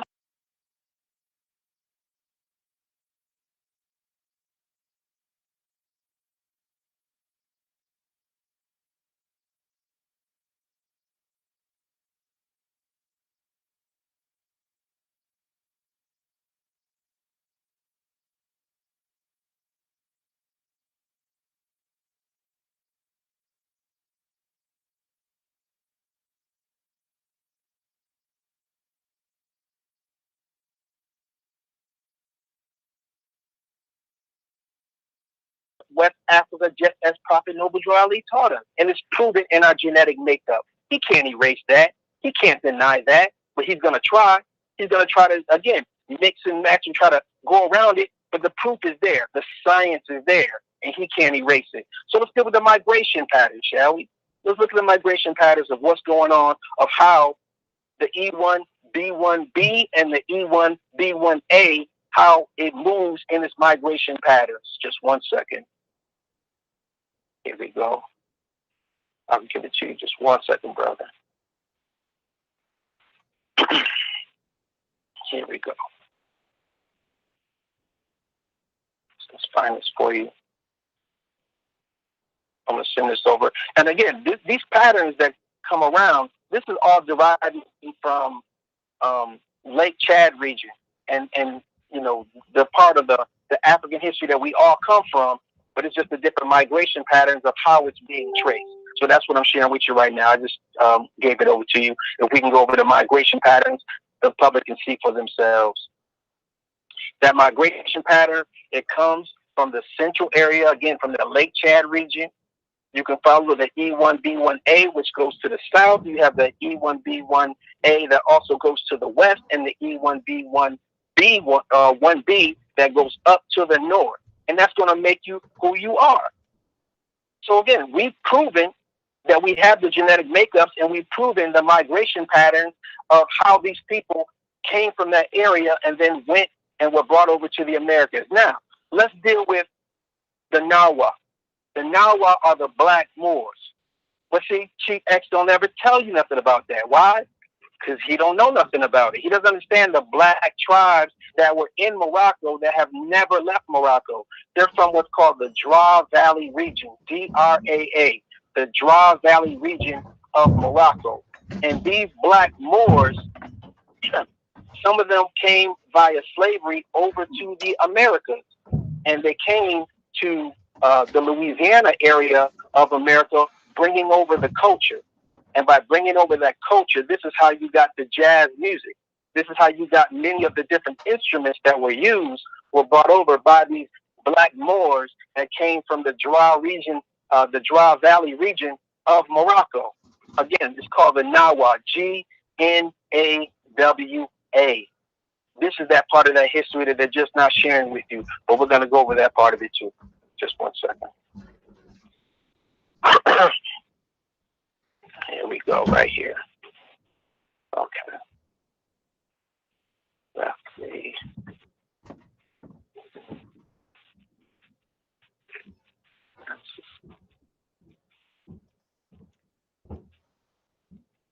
Here it is. Okay. All right, brother. It's right there, posted up in the back chat for you. Okay. So I'm gonna pull that up. As you look over that area right there, again, these black Moors. Here it is. Nappy head, just like you and I, from the Draa region. We'll look it up and let's see. The term now, right? It says right in the second picture, right there. Hold on 1 second. The term Nawa has 3 important meanings. First, it refers to black people who were originally enslaved in West Africa. It's commonly believed the Nawa of Morocco were originally black slaves who were brought over and have become free under various historical circumstances. Historians believe the Nawa population originated in black West Africa, from Senegal to Chad to Mali, and the north to Nigeria in the south. Many of these enslaved people were brought to come to the old Ghana, a kingdom of North Mali, in the 11th to 13th century. These enslaved blacks were called Nawa because there was some historical evidence. There were a large enslaved population came to the great market of Guinea and Mali, and the Nawi are slight deformation of the Nawi, who are termed Nawa, thus a color designation. It historically means black people. But again, he doesn't tell you about these black Moors. He said there were no black tribes. He said there were no black Nazi tribes, but they are there. They've always been there, and they're very influential in the music and within the culture. That's the part that he's not even telling you about because he doesn't know anything about it. So that's what I want to deal with on that rebuttal, brother. He can go. All right. You got 5 minutes left, brother. Okay, then we can continue on this. Hold on 1 second. Let's go to the next part. We got, let's see, here we go. Yeah, this part right here. He was talking about the Mauritania. When we're talking about Mauritania, Mauritania is named after the Maori people. So we got to be able to break that down. Now, it states on that left-hand side, it states that Mauritania and Mauritania are names of this country are derived from the Maori, an ancient people who inhabited it. The Baccarat considers the Moorish as equivalent to the Mohar or the Moor, i.e. the well in Occidental Mauritania being well in Carthage and Phoenicia. This country is well known to the name of Barbary, of which there are several derivation into the occur under Barbary, shall we add that the name be formed from the Oriental Barca, from the Sea of Barca, our town of Parapacis, called afterwards Ptolemy. So again, Mauritania was named after the Maori people, as we stated yesterday, that he said did not exist. But again, the Maori people are various tribes that we prove are part black also. These black tribes have always been there, and they've never gone away, and we'll continue on that also at the second part of this. Hold on 1 second. Now, what does Maori mean? Let's deal with what Maori means. Here we go.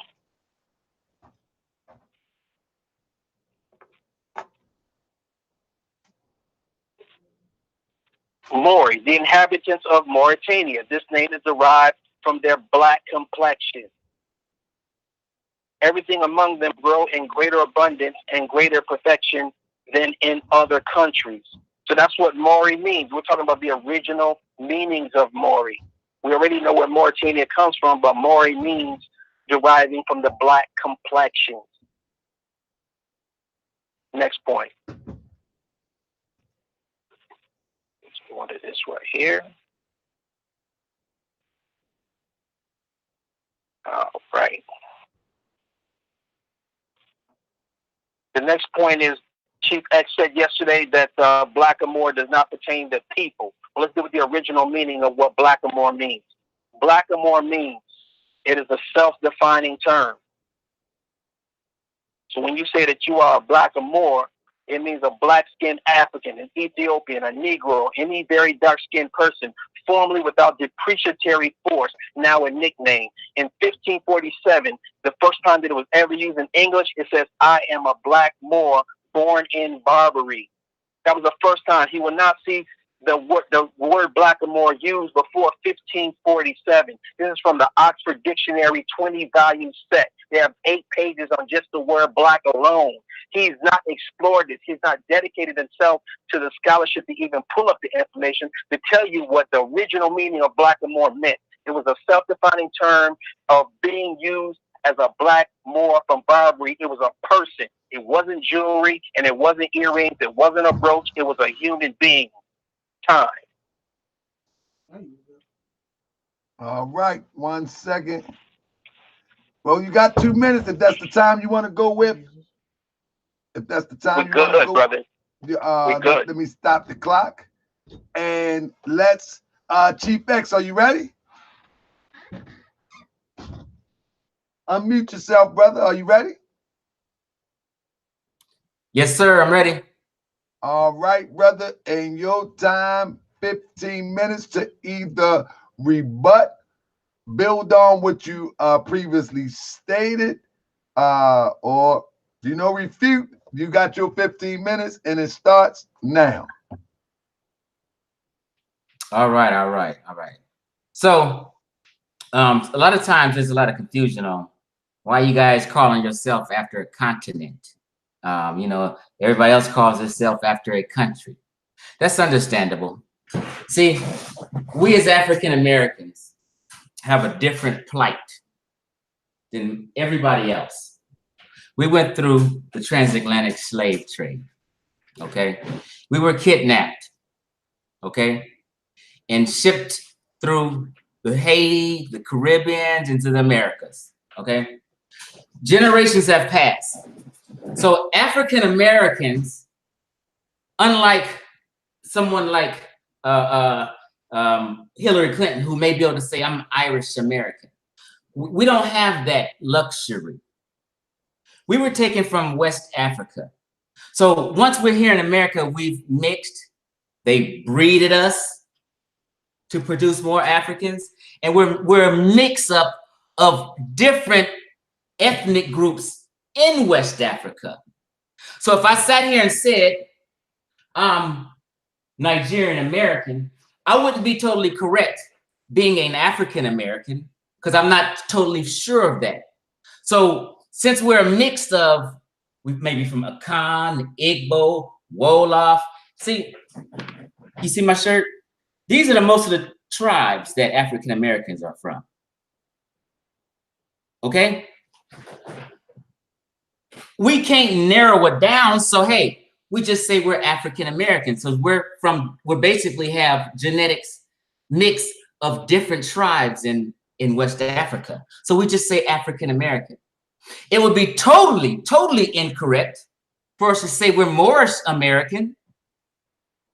There's not even a country named Moorish. There's not a country called Moor. And I don't want to get to the etymology game and meaning and definition, because that's not even what the debate is about. The debate is about, are African Americans descendant of Moors? I explained who a Moor was. They're Arabs and Berbers. We're not Arabs and Berbers. The point of the debate is, did African Americans' ancestors conquer Spain or the Iberian Peninsula? We know that's not true. We know no West African nations conquered Spain or the Iberian Peninsula. So back in the day, a lot of our master teachers were claiming we were the Moors. They were just wrong. So that teaching spread a lot of bad rumors to where everybody's thinking we're the Moors and we conquered Spain. No, we weren't. We didn't teach no Europeans how to bathe. The Moors may have, but guess what? We're not them.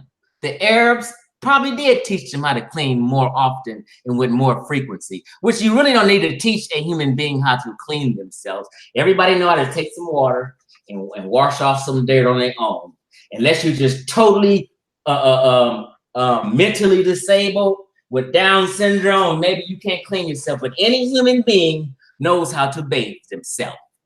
Whether their frequency was as much as Africans, that's another story. But we didn't teach them how to bathe. Maybe the Arab did. We're not the Moors. So I was correct on that, okay? The Arab slave trade jumped off, late 600s, swept through Africa. They Islamized Africans, okay?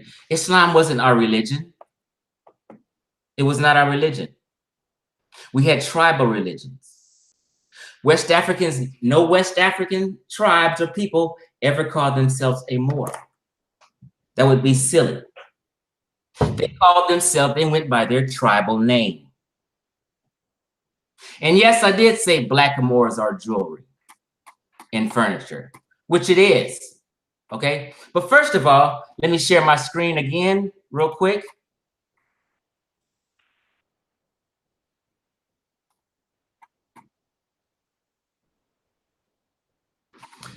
This is another definition of Moor. The term Moors refers primarily to the Muslim inhabitants of the Maghreb, the Iberian Peninsula, Sicily, Sardinia, Corsica, Malta during the Middle Ages. Moors initially were the indigenous Maghrebin Berbers. Did they say West Africans? Did they say Sub-Saharan Africans? They said Berbers. I told you about the Berbers DNA. They're 80% Eurasian. They're not talking about us. We're not the Moors. Now, going back, look at here. I typed in who conquered the Iberian Peninsula. What does it say? In 711, a Muslim army. Now, these Arabs had in their army servants, what we call a slave army. They had Africans in their army. In 711, a Muslim army invaded the Visigoth kingdom in Hispania. Under Tariq ibn Ziyad, the Islamic army landed at Gibraltar and in an 8-year campaign occupied all except northern kingdoms of the Iberian Peninsula in the Umayyad conquest of Hispania. It's telling you who conquered Spain. I don't care where you look or where you research, whether it's Wikipedia, encyclopedia, books of scholars, Moroccan scholars, or whoever, they're all going to tell you Arabs conquered the Iberian Peninsula.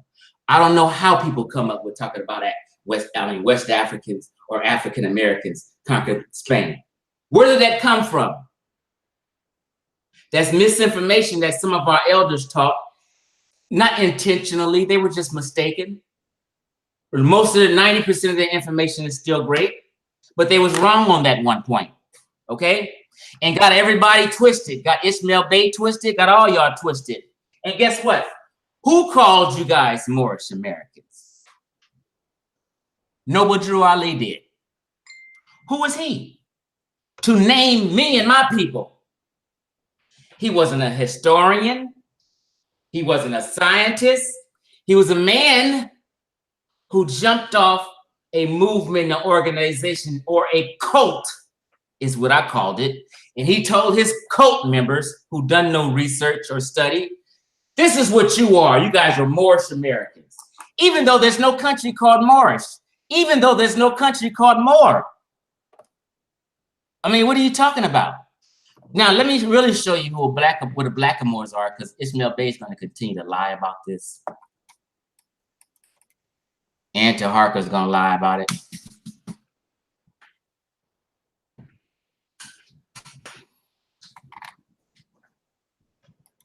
Oops, excuse me.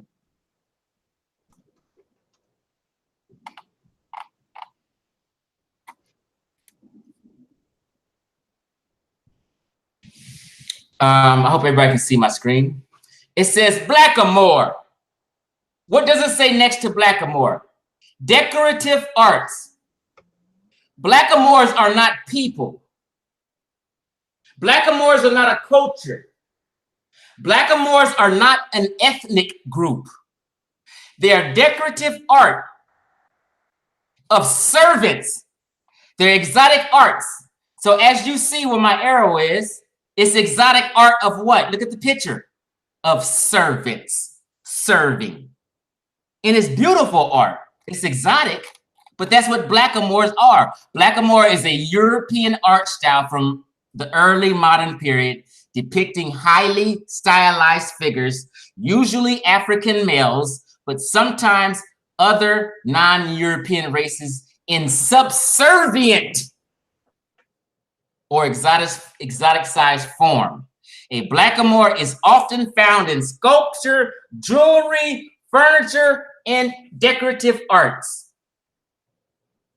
Now, you'll have historians who use the word blackamoor wrong, and you'll have people who write up things about blackamoors as people, but they're wrong and mistaken. When ISHMAEL was describing blackamoor, he was describing the etymology, which is basically saying black, a Moor, black a black. Blackamoors are artwork and figurines. They're brooches people used to wear. Queen of England wears blackamoor brooches on her clothing.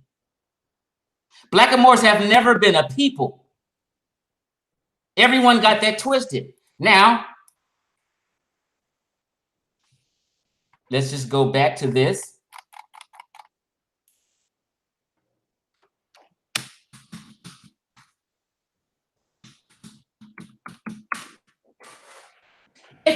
If blackamoors were about something, wait a minute. Look at all these images of blackamoors. Are they servants? Yeah, they're serving. Here's Queen, I forget her name.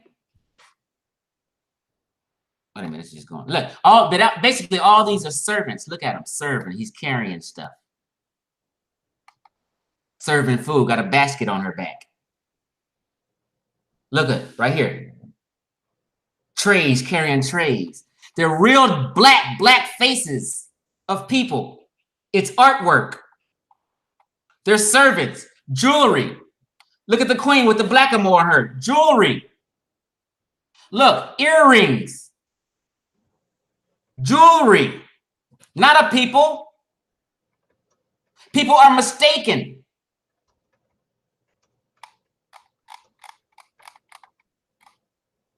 Those are what blackamoors are. Now, why are they servants? Why aren't they sitting around in royal positions running things? You see them running armies, you see them as servants. Because these real black Africans that they depicted as blackamoors, it's kind of disrespectful, but it's beautiful art. This is how they seen them. They were slaves to the Arabs and Berbers. If you think, when you call a Moor West African, you're talking about they were servants in their army, like a slave army. They don't have these people in no positions. Look at all these artwork. Look. No one is in any kind of royal position running anything. It's just beautiful art. And they wore turbans. Look at the turbans.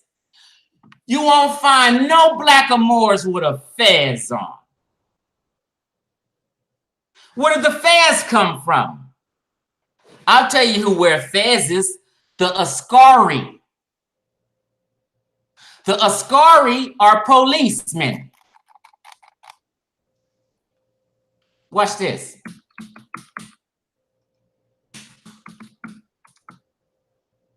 How much time I got to Harker? 2 minutes. Okay. 1.5 minutes. Here are images of the Askari. They're nowhere near Morocco. They're nowhere near Spain. They're in Central and South Africa. Thousands of miles away. Look what they're wearing on their heads. They're policemen, look. Guns. They're in the army. Askari are police fighting for colonial forces, helping to colonize Africa. With these Moorish Americans wearing that cone fez on their hat, what they're wearing is a policeman uniform. And they thought that they was representing some Northwest Moroccan people. Northwest Africa, they wore turbans. You will never see these people with a fez on in Morocco. Sarah Soon said he got all that twisted up. Do you want to see the definition of that? Let me just give you the definition, even if I run out of time, so people can know. Real quick. I know my time is coming up, but let me just read the definition of Askari real quick. 1 second.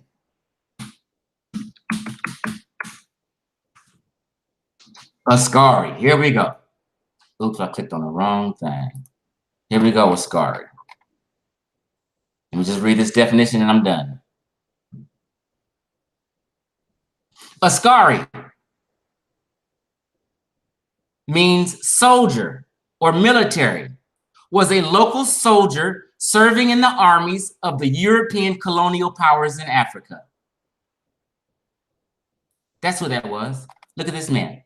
Those are the Askari. These are the Askari. These are the police in Central Africa, not Northwest Africa. Look at them. All right. So let me screen share real quick. What we gonna do? 1 second. Let me mute my brother.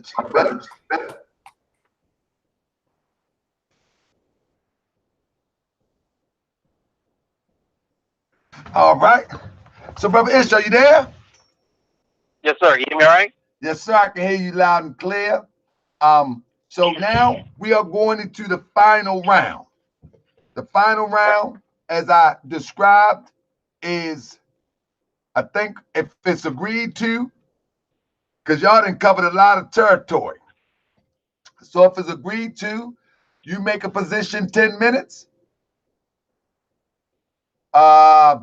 Chief X make his position 10 minutes, and then 10 minutes rebuttal, and then we have some questions and answers. Is that fair? Yeah, that's fine with me. How about Chief X? Yes, sir. Hold up, Chief X. I unmuted myself. Repeat what you said. I said, okay, Brother Ishmael Bey, we're going to chop it down from 10 instead of 20 more minutes on these next presentations, because y'all done went all over the place with this. We're going to say, Ish go 10, you go 10, then a 10 rebuttal and a 10 rebuttal, as opposed to 20 and a 15 and a 20 and a 15. That's going to take us way too far. Is that fair for you? Yeah, I'm fine. Okay, so that's instead of, the only thing that's changed is instead of 2015 and another 2015, it's a 10, 10, rebuttal 10, and another rebuttal 10. All right? So with that being said, Brother Ishmael Bey, you are set.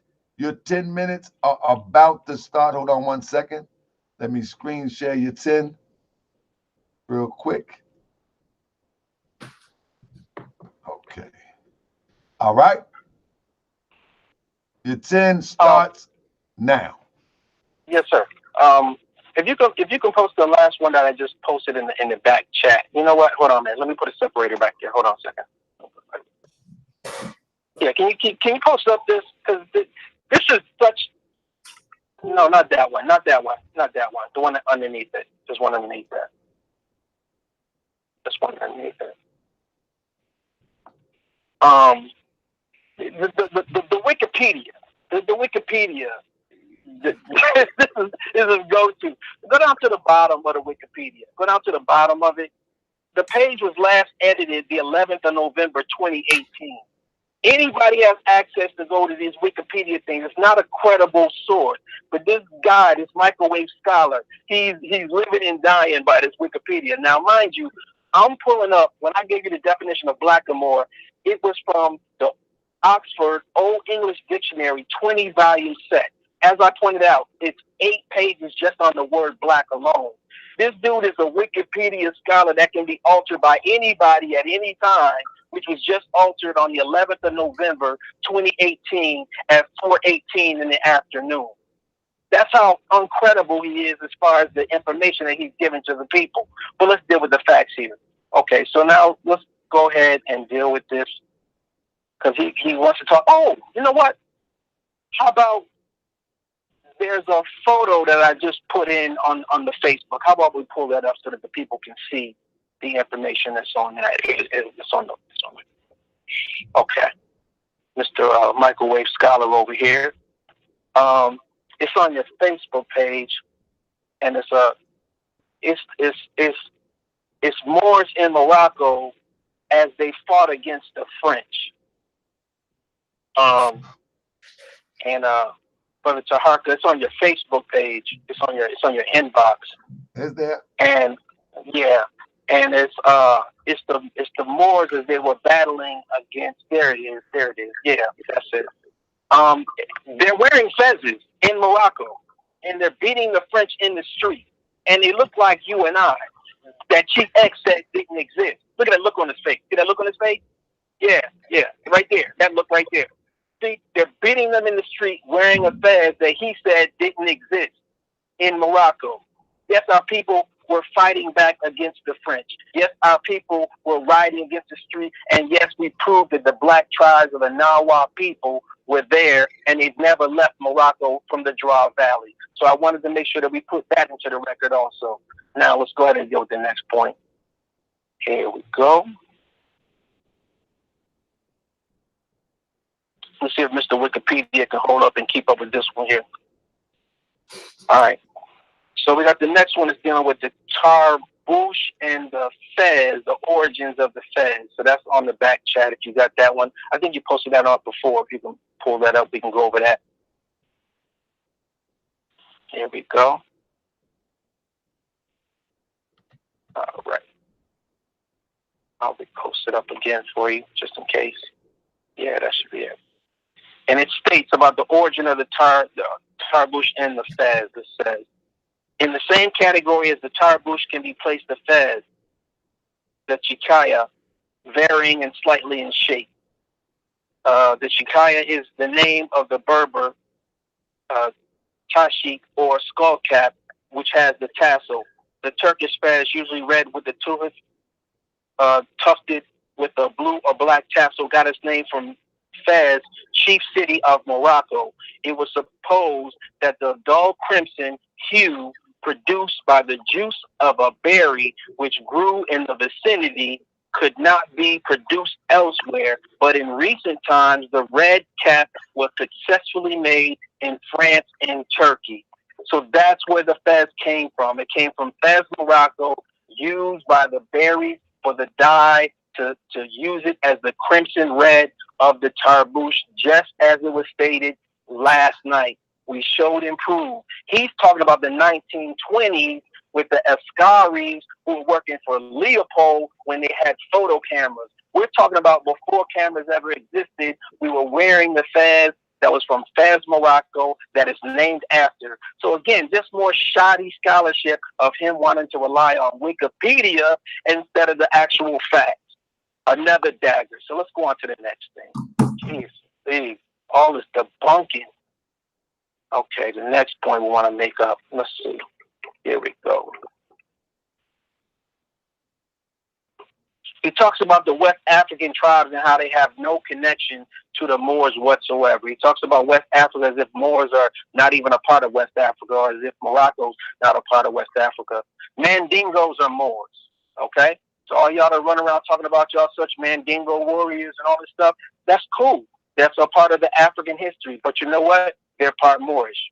Now, it says here, the book is Obia, Witchcraft of the West Indies by Sir Hayshak Bell. And on page 150, it states, Mandingos were mostly Mohammedans, Jolafa or Fula, Negroes distinctly show traces of the Moorish and Arabian blood and were generally a magnificently formed lot of people. Coromanthan Negroes would vie with the ancient Romans for the courage and disregard of the death. So again, Mandingos are part Moorish and Arabian blood. You got to deal with that. You got to deal with that. And we can go into the Mandingo history more if that's really what you want to do. But that's the facts right there. So let's go on to the next point. Here we go.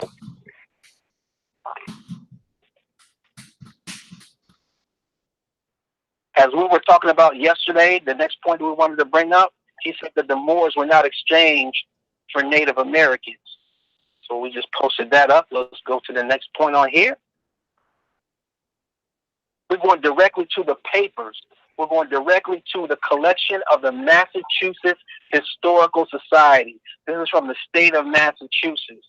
It states, Lord should deliver them unto our hands. We mightily, easily have men, women, and children enough to exchange for Moors, which will be gainfully pillaged for, versus when we can see, for I do not see how we can thrive until we get into a stock of slaves sufficient to do all of our business. It says a little bit further down, and I suppose you know very well that we shall maintain 20 Moors cheaper than one English servant. The ships that shall bring Moors may come home laden with salt, so that you may bear most of the charge, if not all of it yet. These are the letters that are coming from the governor, Governor Winthrop, writing to his brother-in-law of how they exchanged the Pequot Indians for the Moors. It tells you right there, they exchanged them for Moors. And again, we pointed out that these Michael Jordan Indians that are still there, that they were a mixed Moorish tribe of people. So again, the facts are coming from the collection of the Massachusetts Historical Society. What is he pulling up? Wikipedia. What are we pulling up? The actual facts from the states, the governor's records themselves. Let's go on to the next point. Hold on one second. There we go. Okay. And here we go. As we go on to this next point, hold on one second, Brother Tarko. Thank you for your patience, brother.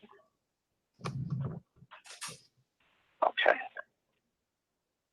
He says that these people were not, these weren't the people that we were teaching the BEY. Again, this is Dr. Ben and Stanley Lane Poole. Stanley Lane Poole is one of the foremost experts of the Moorish history that was dealing with it in Spain. Let's see what it says. It says,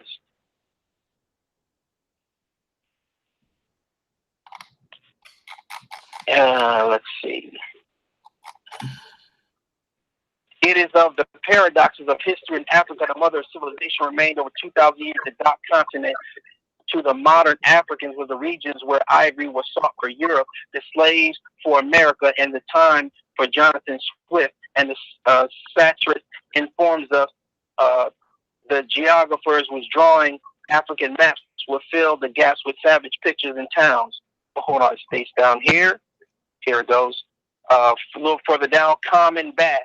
To the Europeans of the region, Western Europe, which of course was spread to other areas of the continent, great white race, we find specifically cited Stanley Lane Poole's historic writings on the Africans, otherwise called Moors. The misguided Spaniards knew not what they were doing. The infidels were ordered to abandon their native and picturesque costumes, to assume the hats and breeches of the Christians, to give up bathing and adopt the dirt of the conquerors, to renounce their language, their customs and ceremonies, and even their names. So again, this is laying down the groundwork. Yes, sir. There it is, 10 minutes. I wish we could have went 20, but time is of the essence, so I'll stop that. And now, brother, you can rebuttal, you can respond, or you can build. Oh, okay. Back again. So, question to Harker. Am I supposed to be rebutting what he just spoke on, or just building on anything right now? Because I thought it was going to be a question period right now. Oh, yeah, yeah. After this will be the question. Question and answer? Yeah. Okay, cool. After this. But you can rebut or you can build on your points that you made earlier. Got you. Let me share my screen real quick. You got 10 minutes, brother. Okay. With this Blackamoor issue. Okay, let me just first say, everybody in the chat in ISHMAEL is complaining about Wikipedia. Okay? I initially said that, hey, I'm just trying to give you some basic definitions in a basic understanding. From that, you can take it on your own and do some more extensive research, and you'll find out the same thing is true as what it said on Wikipedia. Stop crying and trying to use Wikipedia as an excuse to act like the information is not correct. Anybody cannot just go on Wikipedia and change anything. Try it and see. Wikipedia has a staff that do fact checking of their things. Okay? So a lot of school instructors don't like people to use Wikipedia because they actually want you to do more research and dig deeper and not just put a basic definition up there. That's why people say Wikipedia is it's not good for colleges and when you're doing coursework. Okay, but to give you a basic definition, yes. All I'm doing is taking you to the water. You got to drink it yourself and do your own further research. Stop crying about Wikipedia. Okay, here we go. Gaudy, sure, but racist too. Can you see my screen right now, Taharka? Yep. Okay, these are blackamoors. They're servants. It's an Italian art. Elaborately robed in patterned textiles and wearing a turban encrusted with tiny jewels, an ebony figurine dangles a hanging lamp from his outstretched arm. It's explaining the art. Another figure is harder at work. Bare-chested and gleaming, he balances a tabletop on his back. Look, I mean, just look at the picture. These are servants. They're not running nothing. But let me finish reading.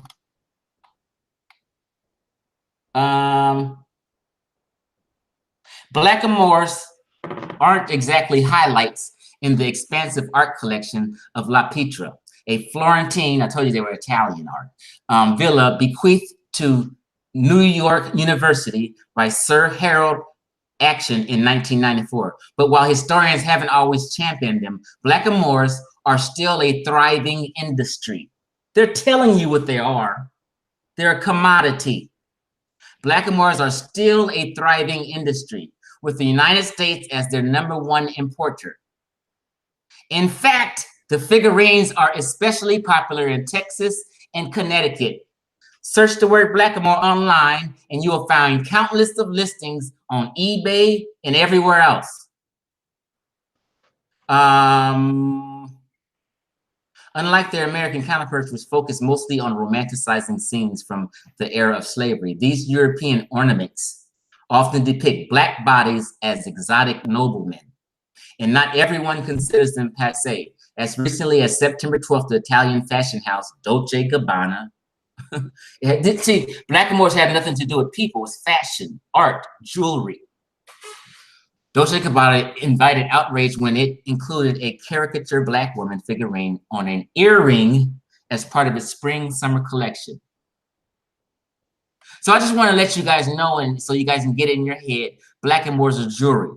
Now, you will read a lot of things on the internet that's saying, explaining the etymology of Blackamoor as a people, and they were using dark people to joke and showing them in servitude positions, which all Blackamoor art is. And they were even calling Arabs using them as to mean dark people, very dark people. And they just made it extra dark to clown. Where's this? Okay, so that's just a little article on Blackamoors. Let me get out of there and stop sharing and come on back to the Google Hangouts. Okay, I'm back. Now, I don't know really what to elaborate on because ISHMAEL was sitting here showing a picture of some, it looked like kufis, and they weren't fezzes on the cup of their heads, and they were red. But the picture was in 1900 painting, way far removed from the 700 to 1400 era, where they were conquering Spain and invaded Spain. It was in 1900, and I think it was in France. It had nothing to do with Spain. So it's another little mind game thing he's doing, showing you pictures and trying to throw you off, okay? I've already pretty much, in my first initial opening, shut this down. I defined who Moors were. They're Berbers and Arabs. I defined Berbers and Arabs DNA. It's basically Eurasian. I defined, excuse me. I defined African Americans' genetic diversity, and it's all West African countries. I mean, I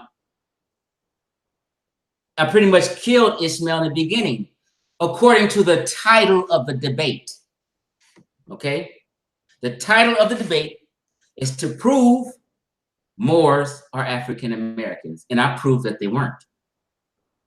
Prove that African Americans' ancestors conquered Iberian Peninsula, Spain. I proved that they didn't, and I showed you that it was Arab dynasties which just had a slave army as workers. A lot of those slaves were eunuchs, and they was getting their penises chopped off. It's one picture on a lot of books.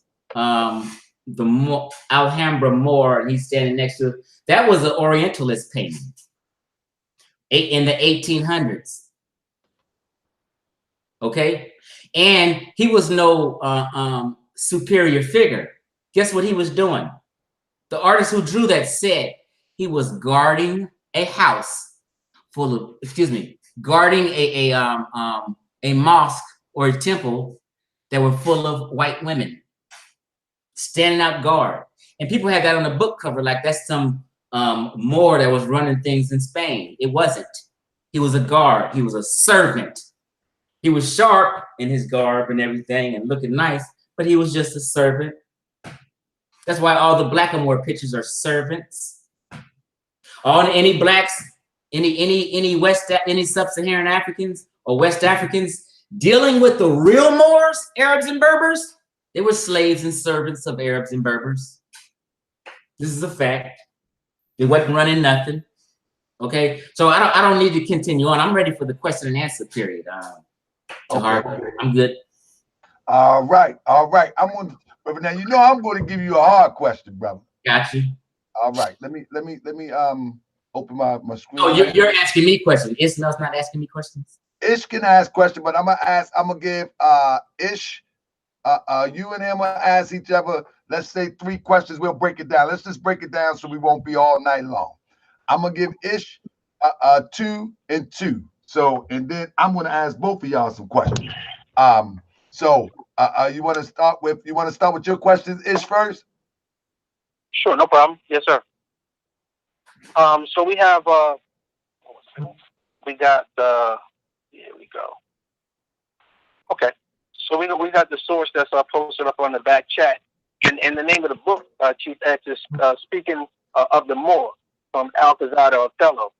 And it states that finally in 1601, she complained, talking about Queen Elizabeth I, about the great numbers of Negars and blackamoors, which she is uninformed crept into the realm, defamed them as infidels having no understanding of Christ and the gospel.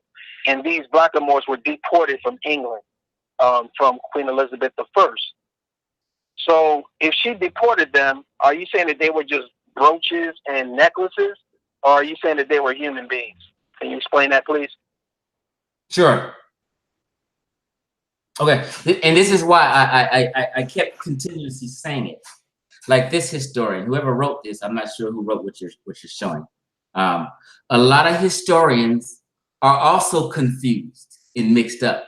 So if they're writing about something, they may use the word blackamoor instead of the word that they're supposed to use as Moor or sub-Saharan African. Because a lot of times when they said blackamoor and when they said Moor, they were using it to insult, like saying nigger. Okay? So a lot of times in history, a lot of historians use the word and they're writing blackamoor, but use the word out of context. Why call a people Moor and then call them blackamoor too, which basically means black or black? It just don't make any common sense. The logic doesn't add up. So if you're like again, let me say again, sometimes you'll find some articles, like you can find stuff, I found them too, I gotta be honest, where it says blackamoors are people, but they're mistakes, there's misnomers. Blackamoors have always been artwork and jewelry. This is why prior to 1400s, you won't see people saying blackamoor.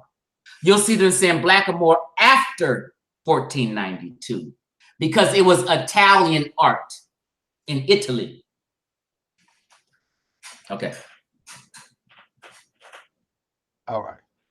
Can I ask my question now, or are we going back and forth? You know what? I'm gonna interject my question in between that, and then I'll let you ask him, and then I'm gonna ask Ish a question after you finish. All right. So my question would be, if, and it hinges upon the same thing, if in 1596 she's referring to people, human beings, as blackamoor, right? In 1596, right? According to your Wikipedia ad, the blackamoor, matter of fact, where it says racism right here, the blackamoor jewelry didn't become into vogue or style into the 16 or 1700s. Right, after 1400s, like I said. After the blackamoors were referred to as people. So in order for, I want you to answer this, in order for blackamoors only represents brooches, jewelry, and et cetera, blackamoor will have to come first to represent jewelry. But we see the date with ISHMAEL that he laid out that was 1500, referring to people. After the fact, it's referring to jewelry. So how can blackamoors only refer to jewelry? You asked me the same question that I've answered already. Listen to what I'm saying. Right. It was first referred to as people, but you're saying it only refers to as jewelry. Where do you get it was first referred to as people? I'm going to show you again. I'm going to show you. Okay, but let me right just, here where ISHMAEL read. I want you to comprehend what I'm saying so you can answer me correctly. Okay, but let me just say this. Let me say this. Ask your question. Right here where Ishmael read, right? It was referred to as people in 1596. Okay.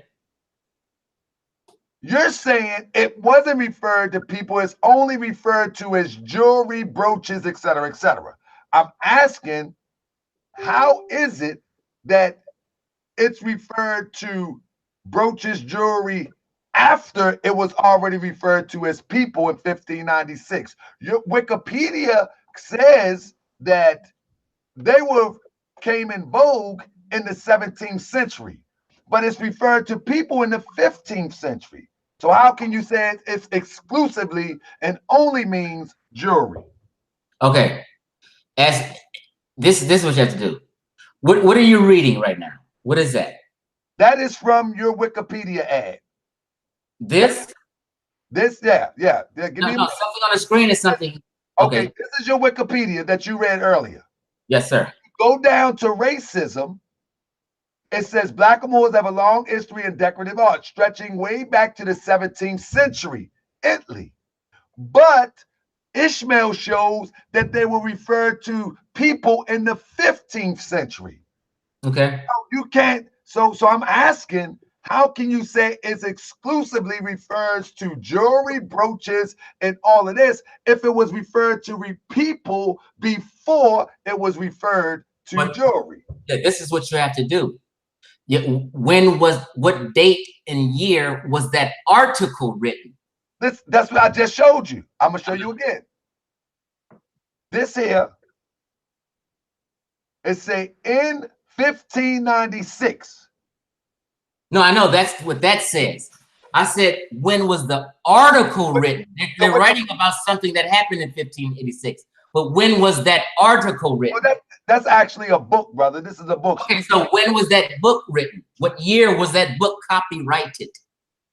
But see, we're wasting a lot of time. We are wasting time. But what I'm saying is, no, but this is a well-known. Listen, this is a well-known sequence. This is a well-known sequence. Hold up, brother. Hold up. You're not answering me. This is a well-known sequence that Queen Elizabeth. This is a well-known sequence that Queen Elizabeth expelled the Moors. You know, I mean, I had a problem with Moors. It's a well-known sequence. Even probably in this ad right here, it probably speaks of her. But the point that I'm making is that she referred to Moors as people. How can you exclusively say Blackamoor? She referred to Blackamoor as people. How can you say it does not refer to people when after the fact it was referred to as jewelry? Okay. Whatever you were reading, what's the copyright on that? Oh my goodness, bro. I'm just trying to figure something out. Brother, I'm not sure of the copyright. It's okay, so listen to what I'm saying. Okay, you asked me the copyright on this Wikipedia ad. Hold on. Let me explain so you can understand. Answer me, brother. You can't answer me. I'm trying to answer you, but I'm debating Ishmael, not you. But I'm asking a question. I'm asking you to rationally explain. You have to be quiet for a second so I can just go. Listen to what I'm saying. Because you didn't, I asked one question, and I asked that one question so I can jump to the next. Listen, I said, authors, sometime in history, use the word blackamoor out of place. So now, I understand he's talking about Queen Elizabeth, you said, or what have you, but depending on who wrote the article, he may have wrote it in 1800 explaining her and what was going on in the 1500s. So the author wrote blackamoor, making a mistake. The article wasn't written in 1500, is what I'm saying. But can we move on to something else? Yeah, ask Ish a question. Okay. Let me ask this question to Ish. Fix your screen, Taharka.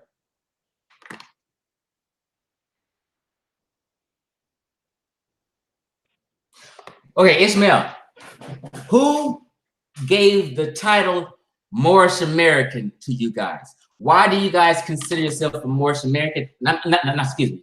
Let me be specific. Who gave you that title of Moorish American? Did that come from Noble Drew Ali? No, sir. No. Taharka Bey, let me ask you then. Did the term Moorish American come from Noble Drew Ali? Actually, the term. No. Hold up. Ish. I'm gonna give you. I'm the moderator. Ish, you're gonna get it. Y'all about to jive me now. You ask me a question. I'm gonna answer, and I'm gonna give it back to Ish. I'm gonna answer real quick as the moderator. I'm gonna give it to Ish, and I'll come back with proof.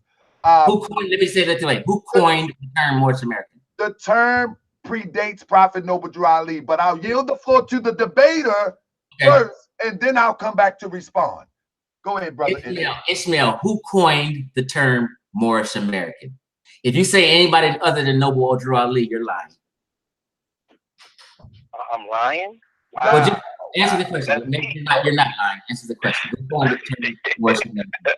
The term Moorish American was not here before Noble Drew Ali. But go ahead. Okay, hold on 1 second, bro. Hold on 1 second. All right. Slowly. Just be honest and say Noble Drew Ali did. Brother, let him answer before I mute you, brother. Come on, brother. Just let him answer you, please. Here you go. Here we go. Okay. So here we go. This book here is called Morocco, as it is, with an account of Sir Charles Ewan Smith, recent mission to Fez. Hold up, brother. Let me find where you at real quick. Okay. All right, I got the link. Okay. And you want my screenshot, I would assume. Yes, sir. So again, the name of the book is Morocco, as it is, an account of Sir Charles Ewan Smith, recent mission to Fez. Right. And this book was like around like 1870s, before Prophet Noble Drew Ali. It states that the money is the money after all, and my companion at this time was a Moorish American. Do you see that, brother? Yes, sir. Hold up. So you saying so in other words, hold on. So bro, I just answered your question. So hold up, Ish. I'm trying to find what you're saying, so the people can see. Right here. Okay, no problem, brother. I'll read it again. Right, go ahead. Okay, can you show the copyright of that book too? Yes, I will. It says the money is money after all, and my companion at this time was a Moorish American. Okay. That predates Prophet Noble Drew Ali, but go ahead, Ish. So hold on. Yes, sir. We're gonna get the date. We'll pull up the date of the book right now. Hold on 1 second. Let me make sure I get the date for the brother to answer his question. Okay. So here's the book. It's available on Amazon for $27.95. Let's just see what the date on this is. Let's see. We'll go here to the books. And we'll go to the copyright. 1893, brother. Okay, hold on 1 second, bro. Let me pull it up so the guests can see it. Hold on 1 second. Okay, so we got the link there. It says Harper's in 1893. Do you see that date on there, brother? Yes, sir. Okay, now, have I proven that Moorish American was used before Prophet Noble Drew Ali was born? Yes, you found a book that has. So with that statement, do you concede that point? No, sir. You don't concede that point when I just proved to you? 1893. I don't have. Let me explain. I don't have the information with me, but yes, that term was used in 1893 by a lot of people. Noble Drew Ali hang around. Which Noble Drew Ali came around, 1920, 20 years later? So basically what I'm saying is, Noble Drew Ali gave you guys the title, Moorish American. I proved that Moorish I agree with that. You did prove in 1893, the Moorish American term was used in a book, okay? All right, so I answered your question. Right. So, but let me just explain. That was very close to the time of Noble Drew Ali. That's all I'm saying. Okay. So I'm just using a little logic. Because I know I used to be. Hold on, let me. I'm almost done. Noble Drew Ali gave you guys the term Moorish American to use, and that's why you guys call yourselves Moorish American. No one else done that. You guys didn't listen to anyone else. No one else was your master teacher saying Moorish American. He was. No one was called Moorish American. Brother, Right. oh, brother, I can't let you preach now, preaching brother. now. You preaching now. Hold up, brother. Stop. Order. Brother, you made a question, you made a statement, and you were wrong. You were wrong. Concede you were wrong, and let's go to the next question. You were wrong. No, I wasn't wrong. I wasn't wrong because you didn't hear me. My question was, who gave you guys the title of Moorish American? Nobody. You. Wait a minute. Noble Druggy gave you that title. You go to the next question, brother. 20 years before, he found something that said Moorish American. That's when Deuce was around. That's when people was wearing fezes in too. Okay, brother, we're moving to the next question. You're all the same. Click. You're moving to the next question. Go ahead. Now, brother, can you prove that you are African American from Africa? How do you prove that you specifically, Chief X, is actually from anywhere in Africa? How do you prove that? Now, I don't know my roots going back that far. Okay, I can't. That's why I said we call ourselves African Americans, because we don't. I said that in the beginning. We don't know exactly what country. No, I forget country. How do you prove or substantiate? Brother Ishmael Bey showed his DNA. No, he didn't. His personally. He didn't show his. He didn't show his DNA. He'll show it again, I guess. That's not how DNA test results look. Come on, let's be real. No. Listen, he will show it again, I would assume, if you ask him. That's fine, but that's not the question, because I got to get to ask Ishmael a question, because I don't want to seem like I'm piling up on you. But I want to ask. You said that the people of Africa, they call themselves African Americans, are not Moors of North Africa.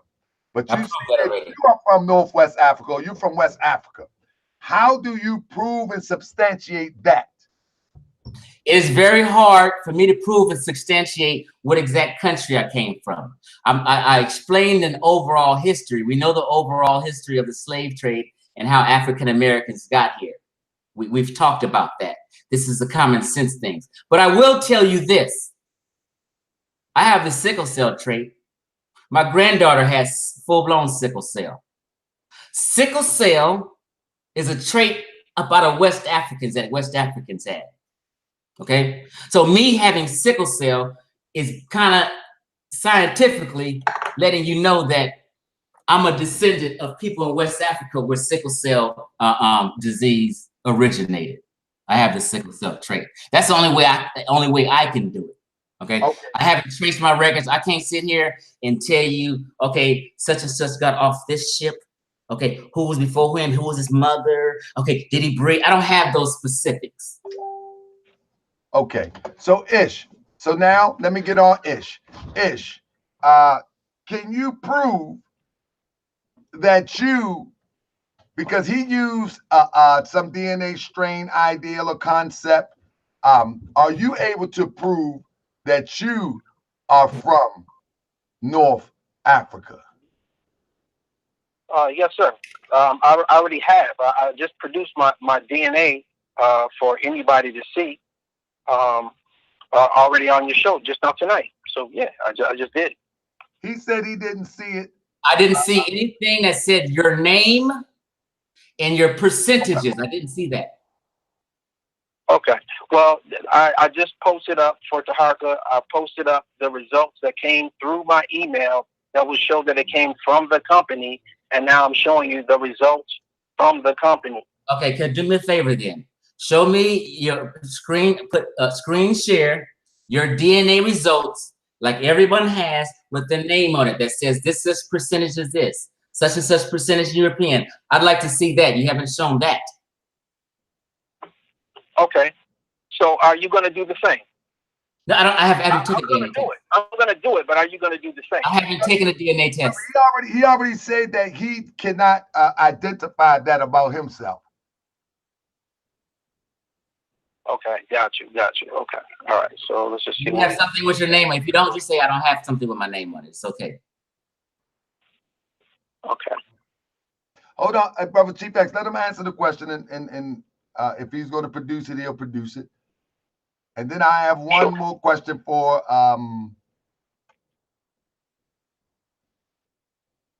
for Ishmael Bey.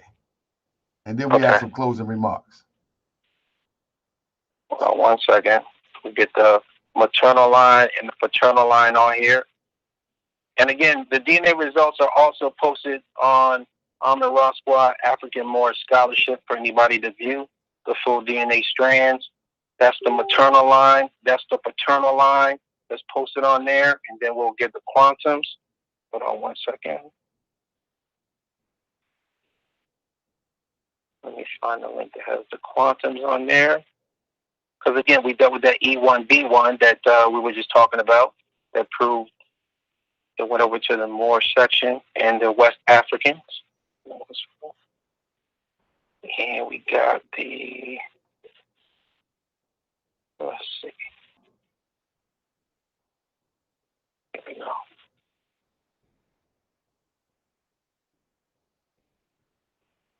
All right, I'm about to let it rip. All right. 1 second. Here's the total.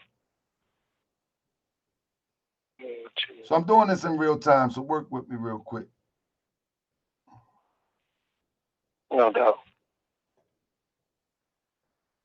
Okay. All right, let me share this real quick. And maybe Ishmael can explain what we're looking at. Okay. Can I say this while y'all looking real quick? If I'm in a debate and I'm trying to prove I'm from Morocco, first thing I would have posted was my DNA results with my name. No. But I explicitly said to Ishmael Bey, it's not about Ishmael Bey. Well, you asked him specifically, you, Ishmael Bey, where is your DNA? Can you prove that you? That's a follow-up question. I but I said to Ishmael Bey yesterday, it's not about Ishmael Bey. It's about African Americans, classified African Americans. And that's why I'm confused of why you're asking me specifically. Now you asked him. No, because that's one of my questions. And so let me just finish what I'm saying. Listen, you asked him specifically. I heard you. Can you prove that you're from Northwest Africa? And he said yes. Okay? Right. He has to prove that. So what I'm saying is, if you ask him that specific question, he needs to post his DNA results that says his name. Brother, what is wrong with you? He was getting them to me so I can screen share it. What's wrong with you? Okay. I was just adding. Okay, brother, calm down. There you go, Ishmael. Would you like to explain what this stuff is? Because I don't know but this E1, B1, C1, G1, E1, all that stuff. I don't want an explanation. Yeah. I don't want an explanation. That's the results. That's the results that come from 23andMe. It says Ishmael, your maternal, and this gives you my maternal and my paternal haplogroup. Like we had explained, like I did earlier, the maternal haplogroup. If you go back to that previous screen, it was the E1B1A1, and it was also fully reviewed by Brother Ngozi also, who has a copy of my DNA. No. Can I see your percentages? I'm answering the question. The raw data from the 23andMe was sent to DNA tribes, who then do an ancient DNA check. And with the ancient DNA check, they go from 500 years to 1,000 years of your DNA. And that other one was the results. The one that the last one is the results of the DNA tribes results. So that's what I was posting up that had the different markings of the African tribes that you can go to. Okay, that's that was circled. Yeah, I wouldn't. We need to see your percentages. Hold on 1 second. You can't show that. What's the hard problem is showing your percentages? Hey, brother, just ask and then let me. No, I'm asking. It's a simple. I'm the same question he refused to put up. I'm not. Brother, he's getting it. It takes time to get. Give him a second. Why are you so fussy, brother? Let me get another question to you while he gets that. Why is this brother so fussy, brother? Oh no, bro. I'm on the phone right now with you right now. Hold on a second. Let me see if I can find it. Let's just be clear. Listen, I'm asking. Brother, but calm down and let them give the brother I'm not erratic. You just don't want me to get my question out. You're trying to cut my word. Brother, listen, you ask once. No. Let me clarify. Again, I'm the moderator.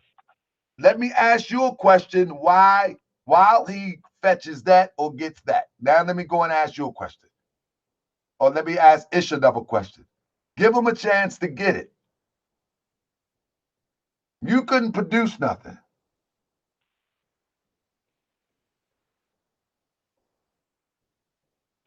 Yeah, so what's the question? You there? Yeah, he want to see your percentages. Are you able to produce the percentages?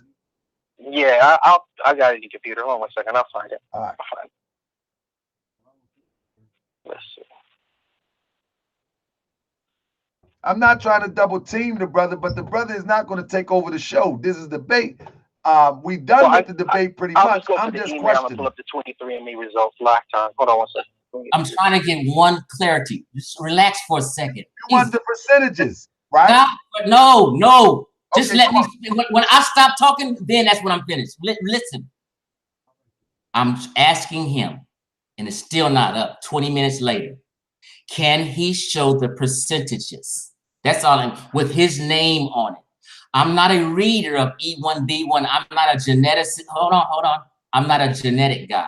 Now, I can give the link to this, and he can come on and explain that E1B1 stuff and stuff like that, and we can get it. But what I see people's results, what people show is their percentages. It says you're 80% African, you're 1% Native American, you have 27% European. I want to see your percentages, and let's keep stuff real. Okay, that's what I'm saying. He's looking for that, and you said that 3 times. Now. So now the only thing I was saying was I would have had that ready if I'm on a debate trying to prove if I'm from Northwest Morocco. That was the debate, brother. That was not the debate. Yeah, but if you're asking that question, was not the debate. That is a key component of debate. If someone can show, if this brother just like to talk. Ooh, let the brother get the percentage, brother. Can I ask you another question? Yeah, but you can relax. Like no, you just kind of avoid this thing, and it's still not up. Brother, we heard you, brother. Let me ask you a question so we can move this on. Let me ask you a question so we can move along, brother. You ready? Because you just repeating yourself. You ready moving along? I got one more question for Ish and one more question for you. If Ish don't produce it, that's between y'all. Now I got one more question for Ish and one more question for you. I get you, but let me just get clarity. Because you keep muting. Say the same thing. No, I'm not. No. Listen, if you're in a discussion and you ask him to prove that he's from Morocco and a person has DNA stating that they're from Morocco, that's a dagger. I would have had that queued up the first time, and the audience is not crazy. This is simple logic. He can't find his percentages, and he will not post his percentage. We will leave this debate, and we will never see Ishmael's percentages. I bet you $100. Okay. Okay. Hold on a second, bro. Listen. I get that. Stop muting me and not muting him. Stop muting me. Because he's not saying nothing. I want to get to another question. You're muting me for a reason. Don't mute me. Brother, I will kick you out, brother. Let me get to another question. No. I'm stating one thing. Are you high? I guarantee he will not show his percentages before this debate is over. Brother, if he don't, then you win. And that means he's a dishonest liar. But you win that argument. Now move to another question. I won the argument. Move on. Ishmael is not from Morocco. Let's move on. Let's stop playing games. He has no DNA saying he's from Morocco. This guy's crazy, man. This guy's crazy, man. Stop muting me. Stop muting me. Brother, you're ruining your own show. Just be real. He cannot produce his percentages, period. And he will not before the show ends. Brother, you keep saying the same thing. Can I ask you another question? No, if you mute me again, I'm going to say the same thing again. Stop playing games with me. You know what I'm getting at. Can I ask you another question? Yes, you can. All right. Can you leave that question alone? If he doesn't respond to that, then that's his burden of proof. You ain't never seen it, so stop lying for him. I didn't say it. I didn't say with or against. What are you talking about? Next question. Let's go. He wrong. He lied to us. Let's go. So secondly, when you talk about what year, I got a 2-part question. what year were these brothers in Central Africa wearing the fezes that you quote? That the fez is not Moorish. What year was that? The Ascari. Okay. The Ascari, when Mussolini was fighting. I'm asking one question. What year? Well, let me just show you. Don't believe me.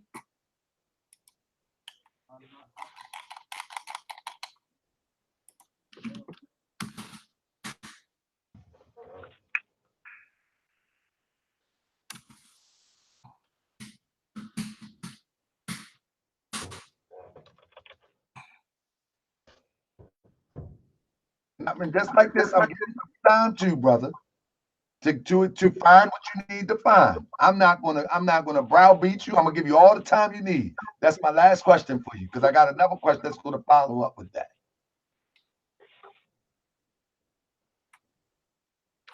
What year was the Fed? Okay, I'm sharing my screen now. What's your specific question so I don't mix it up? I say when you talk about the people wearing the fez in Central Africa, what year was that? Through those, well, this one right here. It says right there. Can you see my screen? Okay. So they call Ascari, they also call them King's African Rifles. This is a picture. So but I'm asking, what year was that? This one right here is a picture of King's African Rifles at the coronation of Edward VII in 1902. Now my question to that. Do the fez predate 1902? I'm not sure of the origins of fez. That would be another. I'm asking you. I'm answering you. Listen to my answer. I answer honestly. I don't have time to play. I said I am not sure of the exact year of the fez came out and when the first person who put it on their head. I don't have no clue about that. All I'm saying, let me just give clarity so the audience. All I'm saying is that the Ascari are the ones who wear the fez. I'm saying the Moors in Northwest Africa didn't regularly wear fezes. Fezes, those cone hats are a thing worn in Central Africa by the police, the Ascari. That's all I'm saying. I can't tell you the origin, who put it on first. I'm not sure of that. I didn't do that research.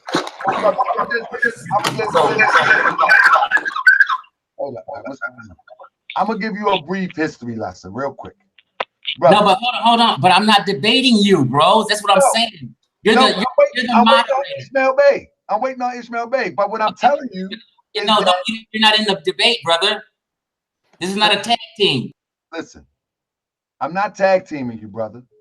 You can't answer the question if the fez predates 1902. You're not the one to be interrogating me. No. I am. I need to ask Ish a question too. Ask me about the fez. I told you I don't know the origin. I answered your question. Then you're going to get with interrogate. I'm debating ISHMAEL, not you. Are you going to answer my second question? What's your second question? My second question is. And when I get a question, you guys asking all these questions. You can ask me any question you want. Go ahead. You want to ask me? Are we done with the fez thing? Yeah, the point that I was making with the fez, brother, is that the fez. Taharka, what's your email address, Taharka? What's your email address? TaharkaBey@yahoo.com. Okay.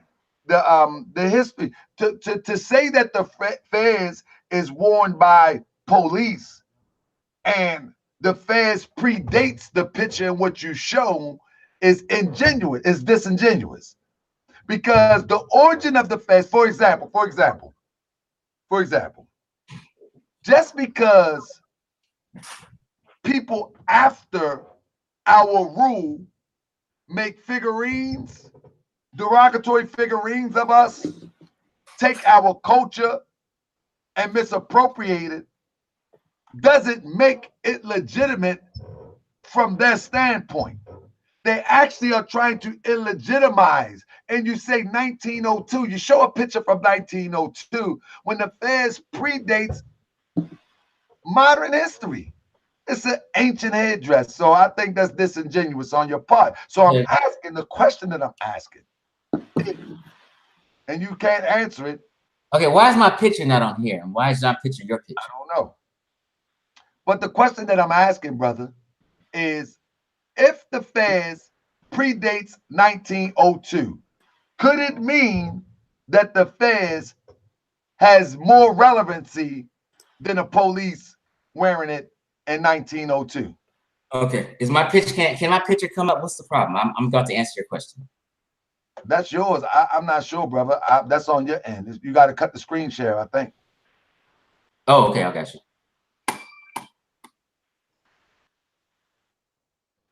Okay. I only can give you the same answer because you're asking the same question, just a different way. It's becoming an interrogation. I don't know the origins of the Fez. It is very possible that it could have a prior origin to the Askari. I never said the Askari originated the Fez. I'm just saying the Askari people in Central Africa wore the Fez more prominently than anyone else. I'm just saying North African people wore it. Hold on. You're saying that it's not Moorish. Hold on, bro. Hold on. And I'm not saying all that. You're putting words in my mouth and you're reaching. It wasn't prominent in Morocco. It was prominent in Central Africa with the police. The Fez is visually, when people see that Fez, it connects to the Askari, a police uniform. That's all I'm saying. All right, brother. So, brother, do you have the DNA percentages? I'm tired now. I'm dizzy now. He didn't Photoshop something now, I'm sure, after all this damn time. No, I Photoshop nothing. I had to go out on my phone because it's on my cell phone. So I was on the phone with Taharka, so I had to unplug the phone to get back on my computer. So now I sent Taharka, I emailed him my full DNA from both of the companies. So you have no excuse. And I want my $100. Okay. Okay, so the thing is that he's saying that is there a percentage thing on here? Now, let me be clear though. Yeah, look at the DNA. Look at the second DNA set that I sent to him. It'll have the full DNA. 100% of my DNA is on there. It has the full sub-Saharan reed, West African, African hunter-gatherer, broad sub-Saharan African, the British and the Irish 2.1%, Scandinavian 1.3%, Ashkenazi 0.1%, Northwestern Europe 1.5%. Native American 1.4%. It has the full read on there. All 100% of my DNA is on there that was sent over to him. I'm trying to bring it up now. Hold up one second. It's on. It says ISHDNA number 2. It has the full read and it has the whole outlet of Africa of the parts that are of my DNA. Now this is a topic. This is kind of off topic, but you may want to get a DNA guy in here to talk about that when he sees it. I'm not a DNA kind of guy. But you said I wasn't gonna show you the DNA, and I gave you the full DNA. I asked you the question 30 minutes ago. And I still don't see it. I don't see a percentage. It's sent to Harker's email right now. I'm working on the screen share, brother. I'm in real time. No, so I'm just adding. You can get a genetic guy on here that can explain whatever you show. Well, it shows that part of it is Morocco. Morocco's highlighted on there. Now, also, it could be a lot of African Americans going to have 1 or 2% Northwest. Well, if it has 1 or 2%, then that means I have 1 or 2% ancestry. Oh boy, you got 1 or 2%. Just like I can make out 1 or 2% Native American. Okay, that means you have 1 or 2% ancestry. That is not proving you descend from Morocco. Where's that $100 at, bro? So Ishmael Bey, I don't know how to read this stuff either because I'm not a proponent of DNA. So I mean, I'm neither here or on anybody's side. So you're gonna have to help us read this. So on the second email that I sent you, it reads 100% of my DNA, doesn't it? Hold up, 1 second. It says ISHDNA. See, that's not how it works, bro. Y'all driving now. I see the picture. That's not how DNA results are shown. You want to belabor this point? Get a guy on here who's familiar with genetics and DNA reports, because we're playing games now, wasting time. Either you have the percentages like everybody shows, or you don't. 100% of the DNA that's being sent over, that's already sent over. 1% don't count. I'm not denying that maybe African Americans don't have 1%. That's not what I'm saying. Brother, brother, if you have some patience just for a patience of a mouse, brother, hold 1 second, brother. I'm getting the rest of the stuff for you, brother. You have something wrong with you, brother. No. It's just 30 minutes later and I still don't see nothing. There's nothing wrong with me, it's something wrong with y'all. No, nothing wrong with me. I sent it over to him already. We're sitting here arguing about percentages and ain't shit been shown in 30 minutes. It ain't nothing about me. If I had my percentage, it would have been up and would have been moved on. I mean, this is simple logic. Temper. What you cussing for, dog? Excuse me, let's not deflect. The point I'm making is we've been back and forth about this percentage of DNA and we still haven't seen it, and it's 40 minutes later. It's either right there. It's on the screen. So let me explain what's on there. Down, brother. Hold up. Because that wasn't what the debate was all about. So of course you don't have it on hand. Right. So there it is. So I had to go into it and I pulled it up. I would have had it on hand. You claimed, you told him. Hey, brother, be quiet, brother. I'm gonna eject you and let him teach this DNA lesson in a minute. Okay, I see it now. Good. Okay, so it shows 100% of the DNA. That's the second part, and then the first part shows the first part. So you can put them right side by side if you like. And what it will read is, let me just go to the live screen on it. I'm on that I hear my email. I hope he says what it reads is, it says ISHMAEL Bey Muhammad. It says ISHMAEL Bey Muhammad. My picture's right there. 100% sub-Saharan African, 91.6%. West African, 86.2%. African hunter-gatherer, 3.4%. Broadly sub-Saharan African, 2.0%. European, 6.5%. British and Irish, 2.1%. Scandinavian, 1.3%, et cetera, all the way down. So it's the full 100% of my DNA. With every quantum, what you're asking. Hold on. It's also breaking down the countries highlighted on there and the parts of the country that are highlighted on there. Like I always state, I don't claim the Moabite part because as you can see, it's blank for me. It doesn't show that I'm from the Canaan or the Moabite, so I don't profess that part of the history because that does not pertain to me through my DNA, which is what I always stated. Also, on the second email that I sent to him is the full chronological breakdown of the ancient DNA. So if you go to the ancient DNA of where it was sent, I showed that it was sent to my email. When I opened it up, I sent that to Taharka. He showed it tonight. When he opened it up, it breaks down where the Morocco part that we were discussing earlier. Can you show people that's the full DNA breakdown, bro? So where's my $100? No, stop. Can you show people where I'm going to end this. No, hold on. Can you trying to Taharka? Can you show right now where it says 80%? Why you got to scroll up? Show where it says 80% African right now. Scroll it down and stop playing with the people. Brother, can you calm down? Tell me what you want and stop acting so emotional. Scroll down where it's okay. There it go on the left. It says West African, ISHMAEL Bey, 86.2% West African. Yes. Exactly. 3.4 African hunter-gatherers. Yes. Broadly sub-Saharan African, 2%. I just said that. You got 6% European in you.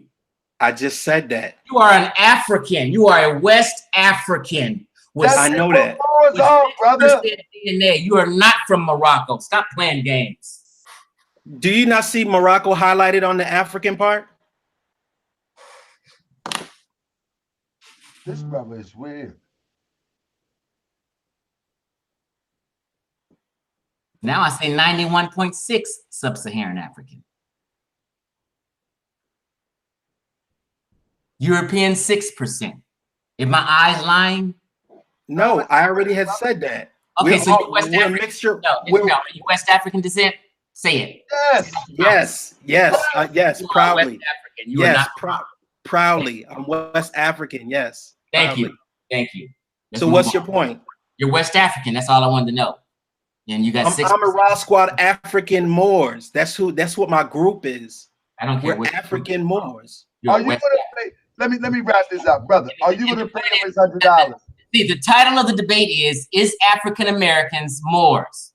He showed us DNA. Are you going to pay him his $100? No, he didn't prove nothing.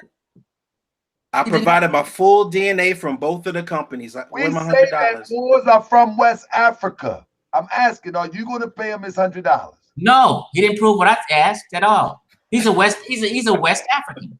Did he say Moors are West African? Your word ain't worth two dead flies, homie. Moors of Africa. These are Moors. Just a little shot there. Here, say it again. The Moors in America are descendants from Northwest and the southwestern shores of Africa. Oh my God! Absolutely. That's from. That's it, bro. That's what Prophet Noble Drew Ali teaches, bro. Prophet Drew Ali was wrong. But you're West African. You just said that. Your DNA showed West Africa. Y'all gaming now. Aren't you from West Africa? You say. Next, you West African. Are you from West Africa? A man. So your word is not bond. Your word is not your bond, bro. Title is debate.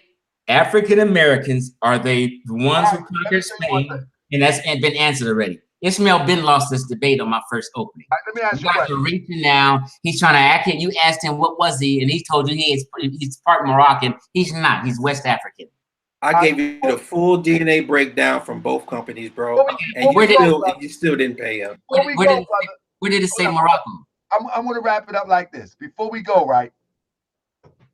I'm going to share something real quick, and I want to ask you, who are you? Now, this is from the Prophet Noble Drew Ali, and I'm going to end with this because I'm tired now. You done made me dizzy. One of the laws that we read,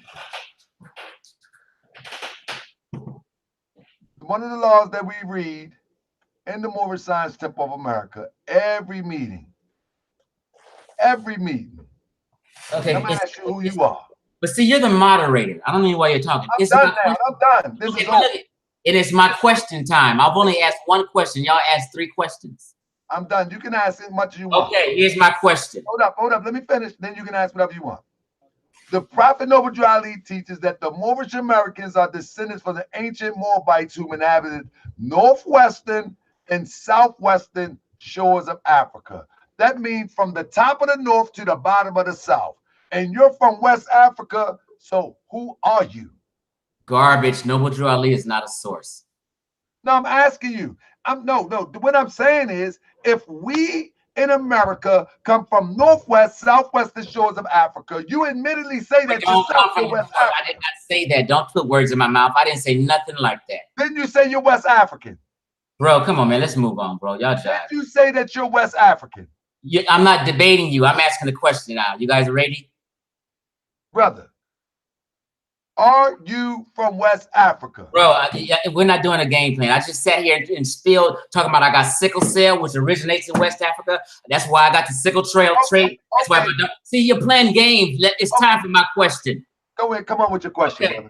Who, ISHMAEL, can you name 2 rulers of Spain that were of West African or sub-Saharan African descent and that had kinky hair like you and me, that ran and was conqueror and ruler of Spain from the time mankind hit the earth up until 2018?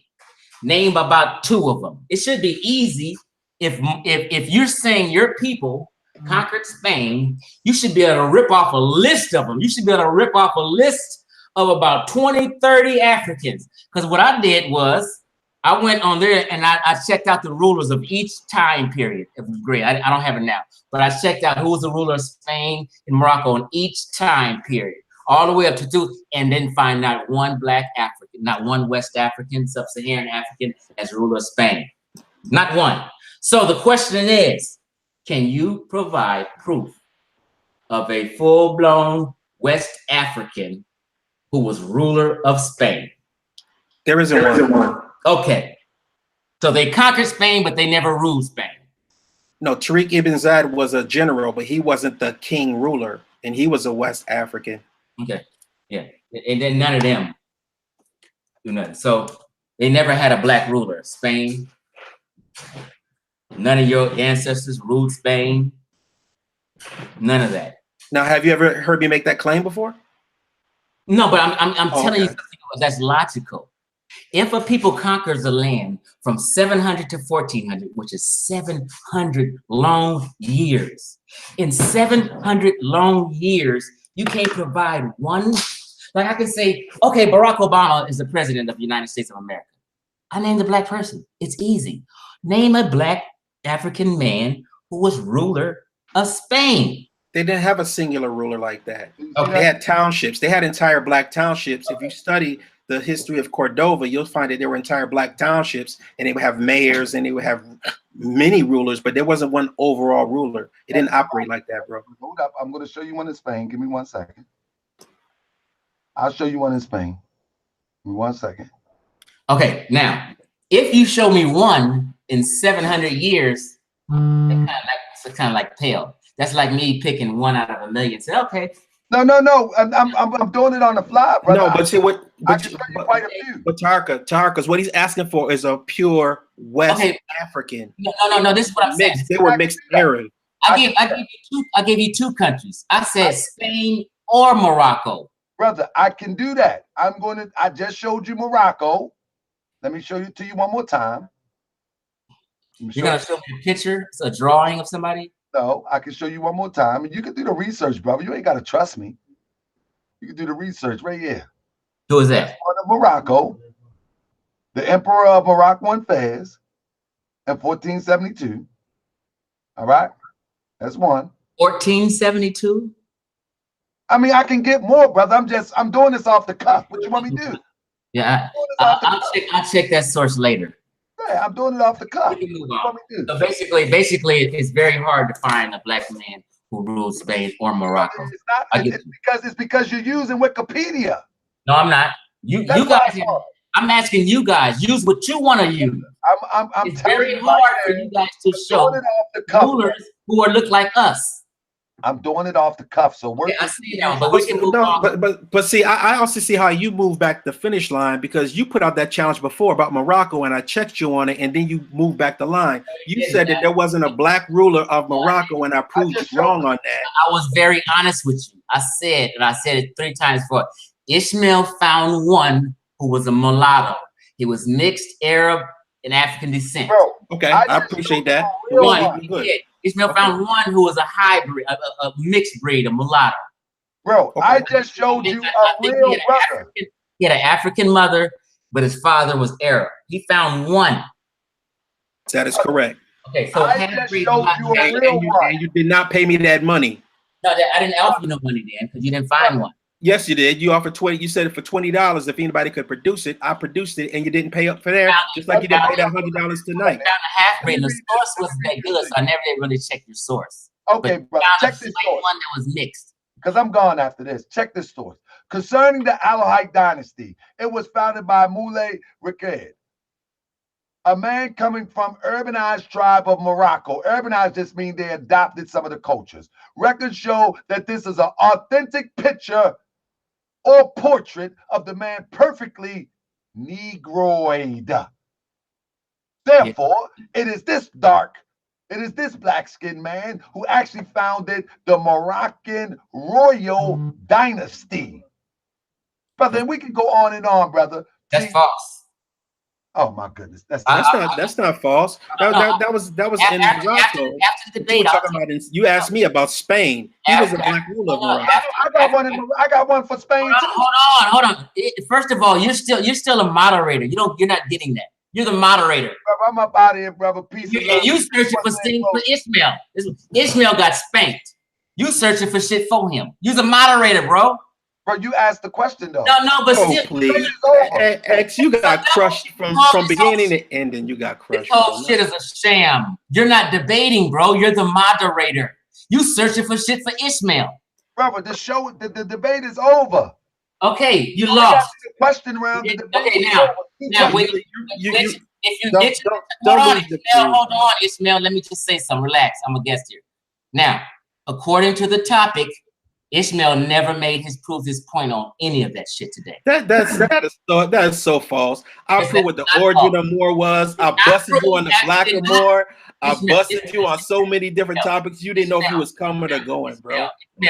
You did not prove African Americans are descendants of the people who conquered Spain. I proved that I'm a descendant of Morocco, and you don't even believe the whole DNA after I produced it, and you still won't pay the $100. Failed on every point. I can tell you what your whole opening argument was. You did not touch on the topic not one time. I wrote it down. Oh, we wrote down what the topic was yesterday, the talking points, and I touched on every talking point. You did not prove any of that, bro. You guys have got to be insane to think you did. We dealt with everything from the Pilgrims teaching, being learned how to wash, indigenous history. We dealt with Moorish American history. We dealt with the origin of Moorish American. You was in denial from the beginning to the everything was garbage. You did not prove your point. Are we gonna have questions and answers from the audience? Man, I got to go. It's 12 o'clock. I got to get up tomorrow, brother. We can come back tomorrow for a rebuttal show if you want to. Okay, cool. So next time you guys prove your points. My thing is this. I will debate anybody on this topic. I won't debate you, brother, because obviously anything that anybody produce is going to be. Can we do closing remarks at least? Because you're so hyped, you forgot about closing remarks. You supposed to be a moderator, and you sitting here arguing with me. I'm debating. But you too busy fussing. No. You're a poor moderator today, bro. Poor moderator. All right, that's it, bro. I got to tell you. Family, I'm sorry I got to do that. This brother is whining like a female. I mean, he just it just goes on and on and on and on. Normally I wouldn't do that, but that feminine quality over here, I'm tired. I'm just tired, family. I'm sorry that I had no matter what you do, it's not gonna be, and he's not gonna acknowledge nothing. You can prove it to him. He's not gonna pay. He's not gonna admit that he's wrong. He's not gonna admit. It's just it's like talking to a brick wall. But at the end of the day, the people got the information, and that's really what's most important. The DNA was provided, the source referencing. That's not even feminine quality. That is just male weakness.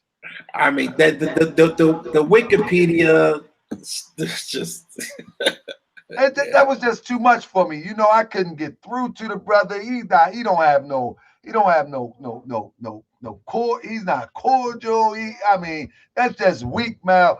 Anyway, so family, so it's kind of late right now. We got a guy up here that Nas. His name is Nas. Keeps saying that he's going to debate. He never shows up for the debate. Nas, I wish you would show up one time. I wish you would email me so we can set up the framework of the debate. We can bring in a moderator in here so I can knock the socks off, and we can debate the same topic. It's a brother named from Nas Media. We can debate the same topic that ISHMAEL and brother Chief X debated. We can debate the same topic tomorrow. I have no problem with it. Leave your comments in the chat. Brother, I think you must email the wrong email, brother. I'm going to go a step further and give you my number because you always running.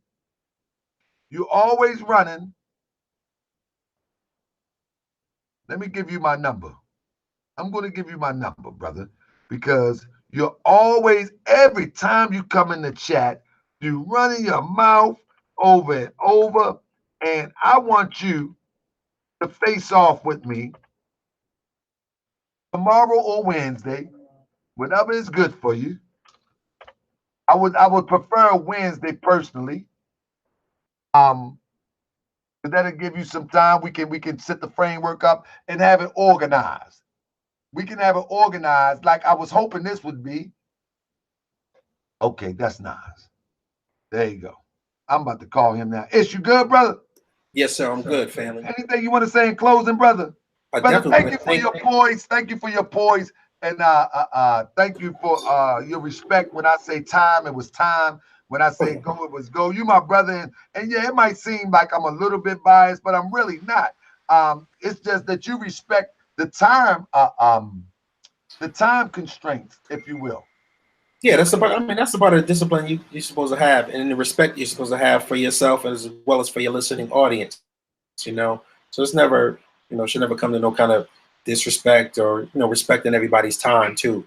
You know, Chief X has, you know, his time is worthy, and your time is worthy, and I know mine is too. So I don't believe in wasting that, you know. But I want to thank you again for hosting a very good debate. I think that that a nice amount of viewers. I think it's going to really circulate very, very well. The amount of knowledge, you know, the source referencing was posted up there for anybody to go and do the research on. And I'll make sure I post a link on my forum too.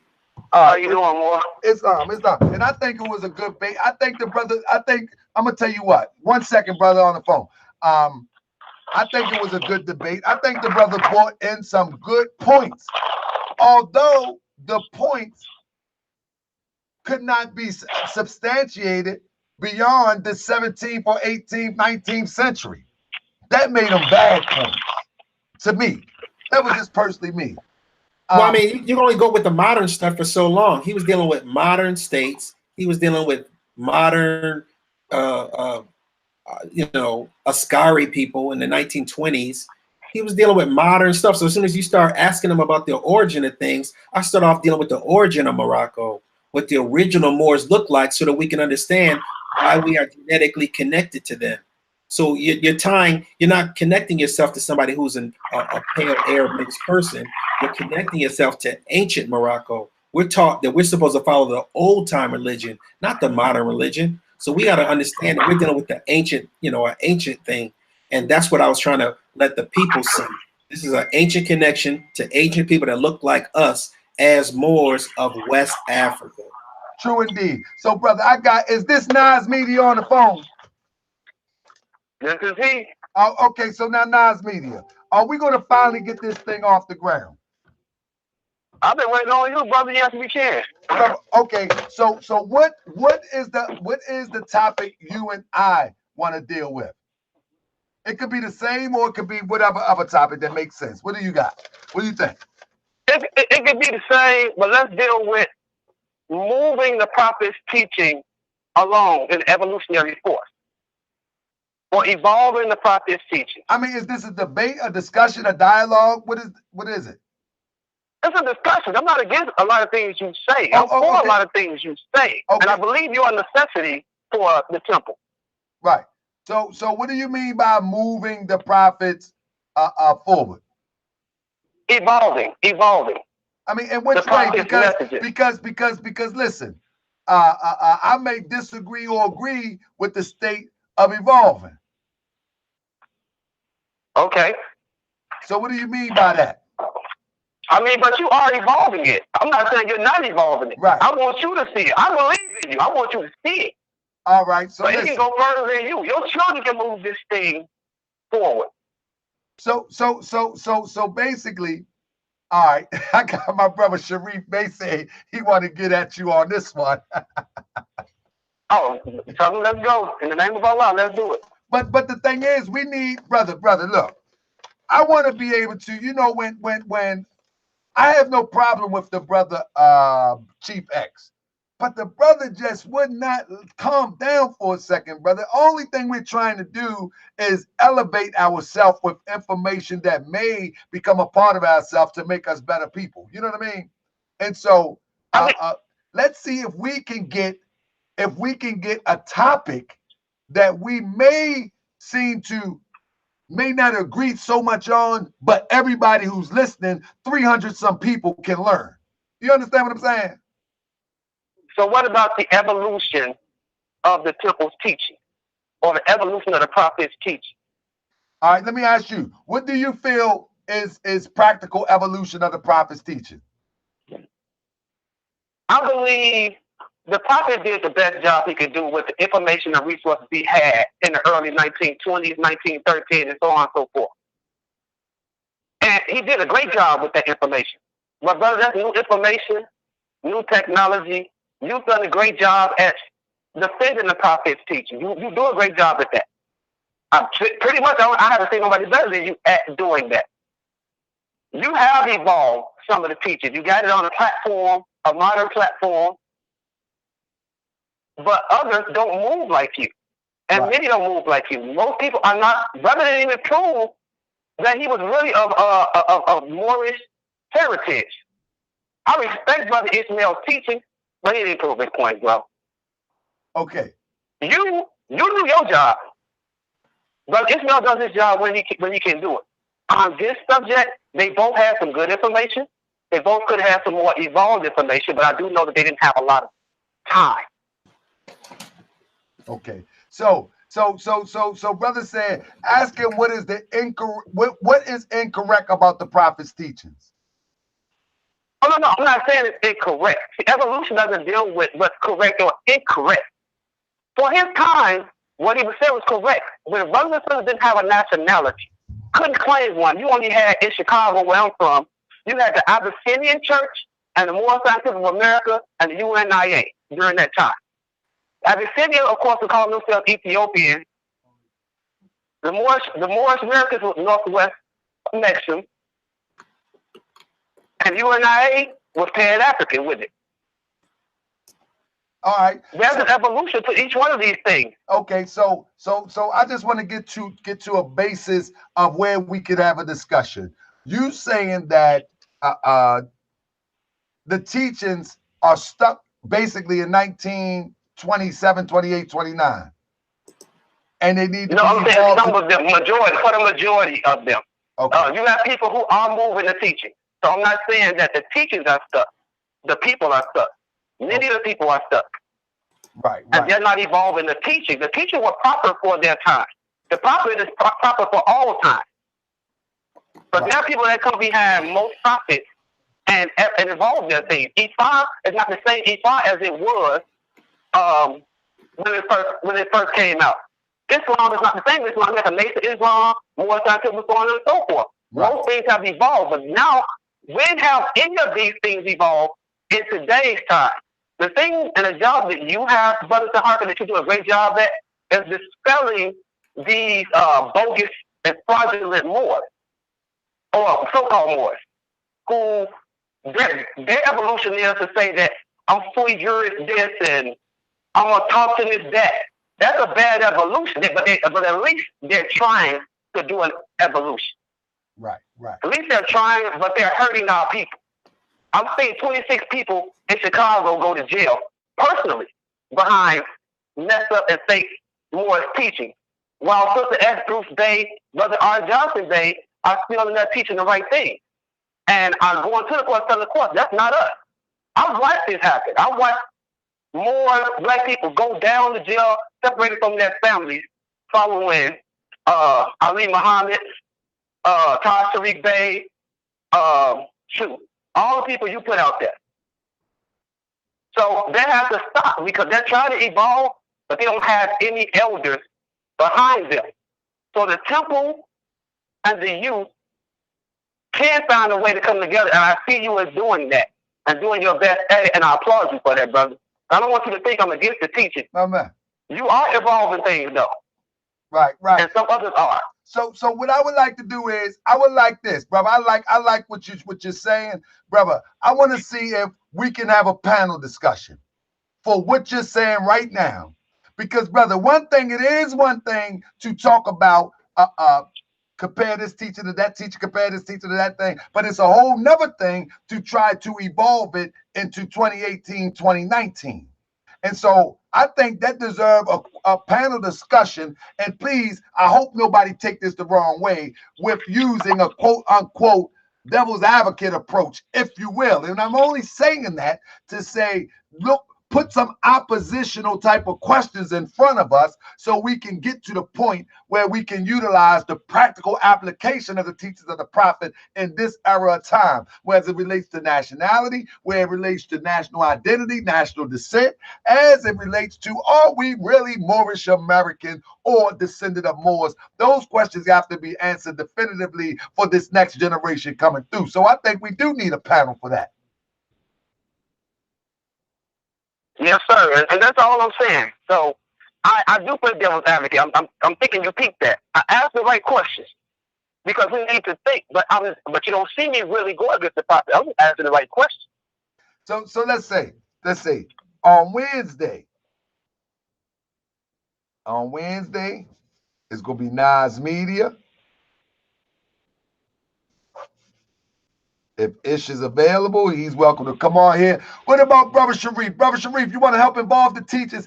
Evolve the Teachers on Wednesday, brother. Sharif need to let me interview him on some of these questions. That's what he need to let me do. Just come on here and let me unload some of these questions coming from Chief X perspective. Because ISHMAEL Bey already mopped them. But let's do 8:30 or 9 o'clock Wednesday, Eastern Standard Time. All right, I got you. So Eastern Standard Time, that'll be 8 o'clock Chicago time. I got you. There you go. There you go. So he'll be teaching.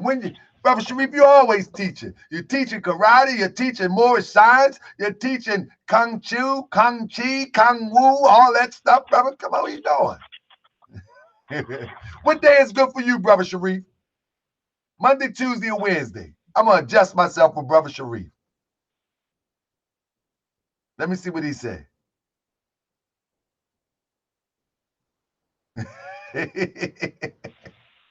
What day is good for you, Brother Sharif? I mean, you got all, you know what I mean? Let's do Wednesday. See what's going on with Brother Sharif, Nas, right? See, back in the day, right, Brother Sharif, right, he was demonstrating all of that sovereign citizen stuff, right, that they call sovereign citizen stuff, right? And then he done deeper research and found out, hold up, the prophet got all of this covered. All we got to do is come together. And so, but during that time, right, he was a celebrity in his own right. But then he found himself and he keep making these videos with these movies. And so people of the past be looking at him chopping stuff. And so it's a sister out in Atlanta be one out. Yeah, but I had the same journey. I had the same journey that brother had, man. And the prophet did have an answer.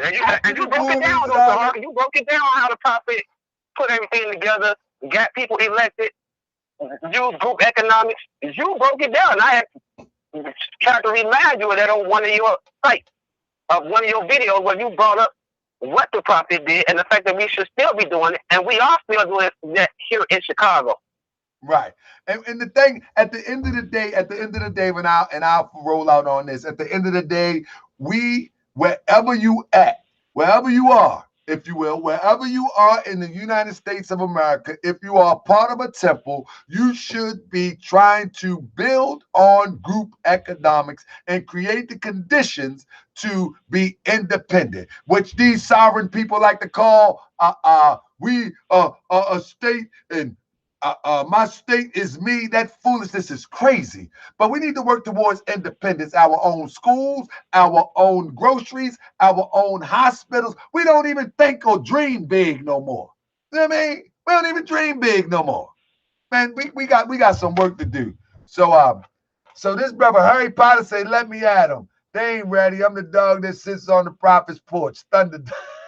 So yeah, we need to start thinking big again and start to get to the bag, as the generation of today say. Anything you want to say in closing? I'm gonna call you. I'm about to save your number, brother, and I'm gonna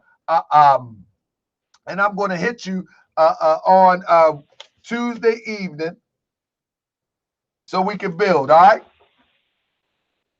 All right, I emailed you my profile. You responded about 2 months ago, so I emailed you my profile to give you some background. So I can be at the top of my email, brother? I'm a busy man. I'm like Brother Sharif now. You know what I mean? You know, Brother Sharif, like I'm like that's all. I be messing with Brother Sharif. I be chopping. We running the karate school. I be running the temple. I be running Moorish World TV, the virtual Moorish Science Temple of America. I be doing a whole lot. So I got a big email feed. Look, but best believe I can fight anytime, anywhere. There you go. There you go. Sharif talk about fighting. There you go. Now I'm playing. Anyway, so yeah, brother, resend it to me so I can be on top of my email, and we're gonna get pumping on what is that? Wednesday. In Islam? Islam.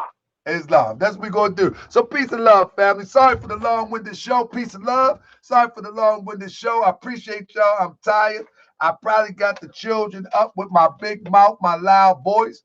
But that's just what it is sometimes. Everybody thumbs up. I appreciate y'all staying up with me. If y'all on the West Coast, it's still early for y'all, but on the East Coast, it's late for me, and I'm tired. Man, that brother Chief X wore me out. And I'm talking about for real, man. My brain just couldn't wrap around this brother. Just and I apologize to the sisters when I say it's feminine energy, because there wasn't nothing feminine about that energy. That was straight childish, as my assistant GS said. That was straight boyish energy. And I apologize to y'all. And anybody wish to come to debate, I would never do that if you hold your time frame. You know, whatever time you have, you hold that, and we'll be good. Brother Ish, are you still there, brother? He on the West Coast too. It's still early for brother Ish. Are you there, Ish? Yes, brother Tark. I'm here, brother. Yeah, brother. I appreciate you, brother. If Yes, you're sir. around on Wednesday, what you want to do, brother? You want to be on this panel and Yeah, talk I about? definitely stop through. I'll stop through before the show is out. I'll be in transporting, and then by the time I come to the rest, I want to join in for sure. Here we go. And I commend you. I commend you for the work that you do, also, Brother Taharko, because I mean, you're always looking for other avenues. I've been with you side by side when we were trying to work on the UN things in Washington D.C. and actually hitting the stage at the White House and actually just staying busy and finding out the different methods of updating or making sure that the lessons are being used in the most effective way in this modern day and time. You're always finding these other avenues of doing that. So I salute you for that. And I'm going to step with you each step of the way, brother. Thank you. And brother Ish, as you said, Ish, we not done yet, brother. As we spoke on the White House lawn, as we spoke at that big church in D.C., 2019 is going to be big for us. You best believe that, brother. As I get to working with Brother Malik Zulu Shabazz on some of these properties this year, as we get to working on some things that take to the big screen, brother, 2019 is going to be big for the Moorish Science Temple, Noble Temples. It's going to be big for Moorish World TV and everybody associated with it. Amen. Rosquah, African Moorish scholars. I mean, it's going to be big, brother. You watch, these doors are already open. I have walked through. All we got to do is reveal it. The door have been open, brother. You know, and so I got a whole bunch of announcements that's going to come soon. You know, but I appreciate everybody. I'm gonna be calling Brother Sharif tomorrow to make sure that it's going to happen on Wednesday, because it's time for the brother to come back. I really want to bring Brother Sharif on the show and just interview him on some of these questions from Chief X and just do a recap with him and Brother ISHMAEL Bey. That's what I really would like to do, because I haven't seen the brother, and Brother Sharif, he's a great teacher. I think he's the one of the greatest among us, and I would love to just give him the floor. You know, but he got to be chopping woods and teaching people how to chop each other, sending people all over to China for tournaments. So we're gonna see how that work out.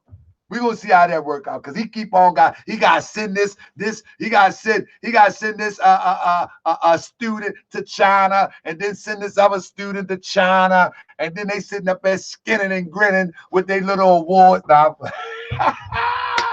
shout out to Brother Sharif in his private karate school. But if he said let's do that, then that's what we're gonna do, and we'll table the panel. Look, two of my guys just came back from China. One with gold, the other with silver. See what I'm talking about? But anyway, me and Brother Sharif gonna set this up, and we get it going like that. And then after, we'll let the panel come in and have a discussion as to what we talk about. But with that, family, I say peace and love. I see y'all on Wednesday. I'm tired. I know the Moabites, she probably say, Willie, just please be quiet. I know the children, the children like, why is he so loud at 12:30 at night? So with that, peace and love, family, I'm about my Father's work. I must go.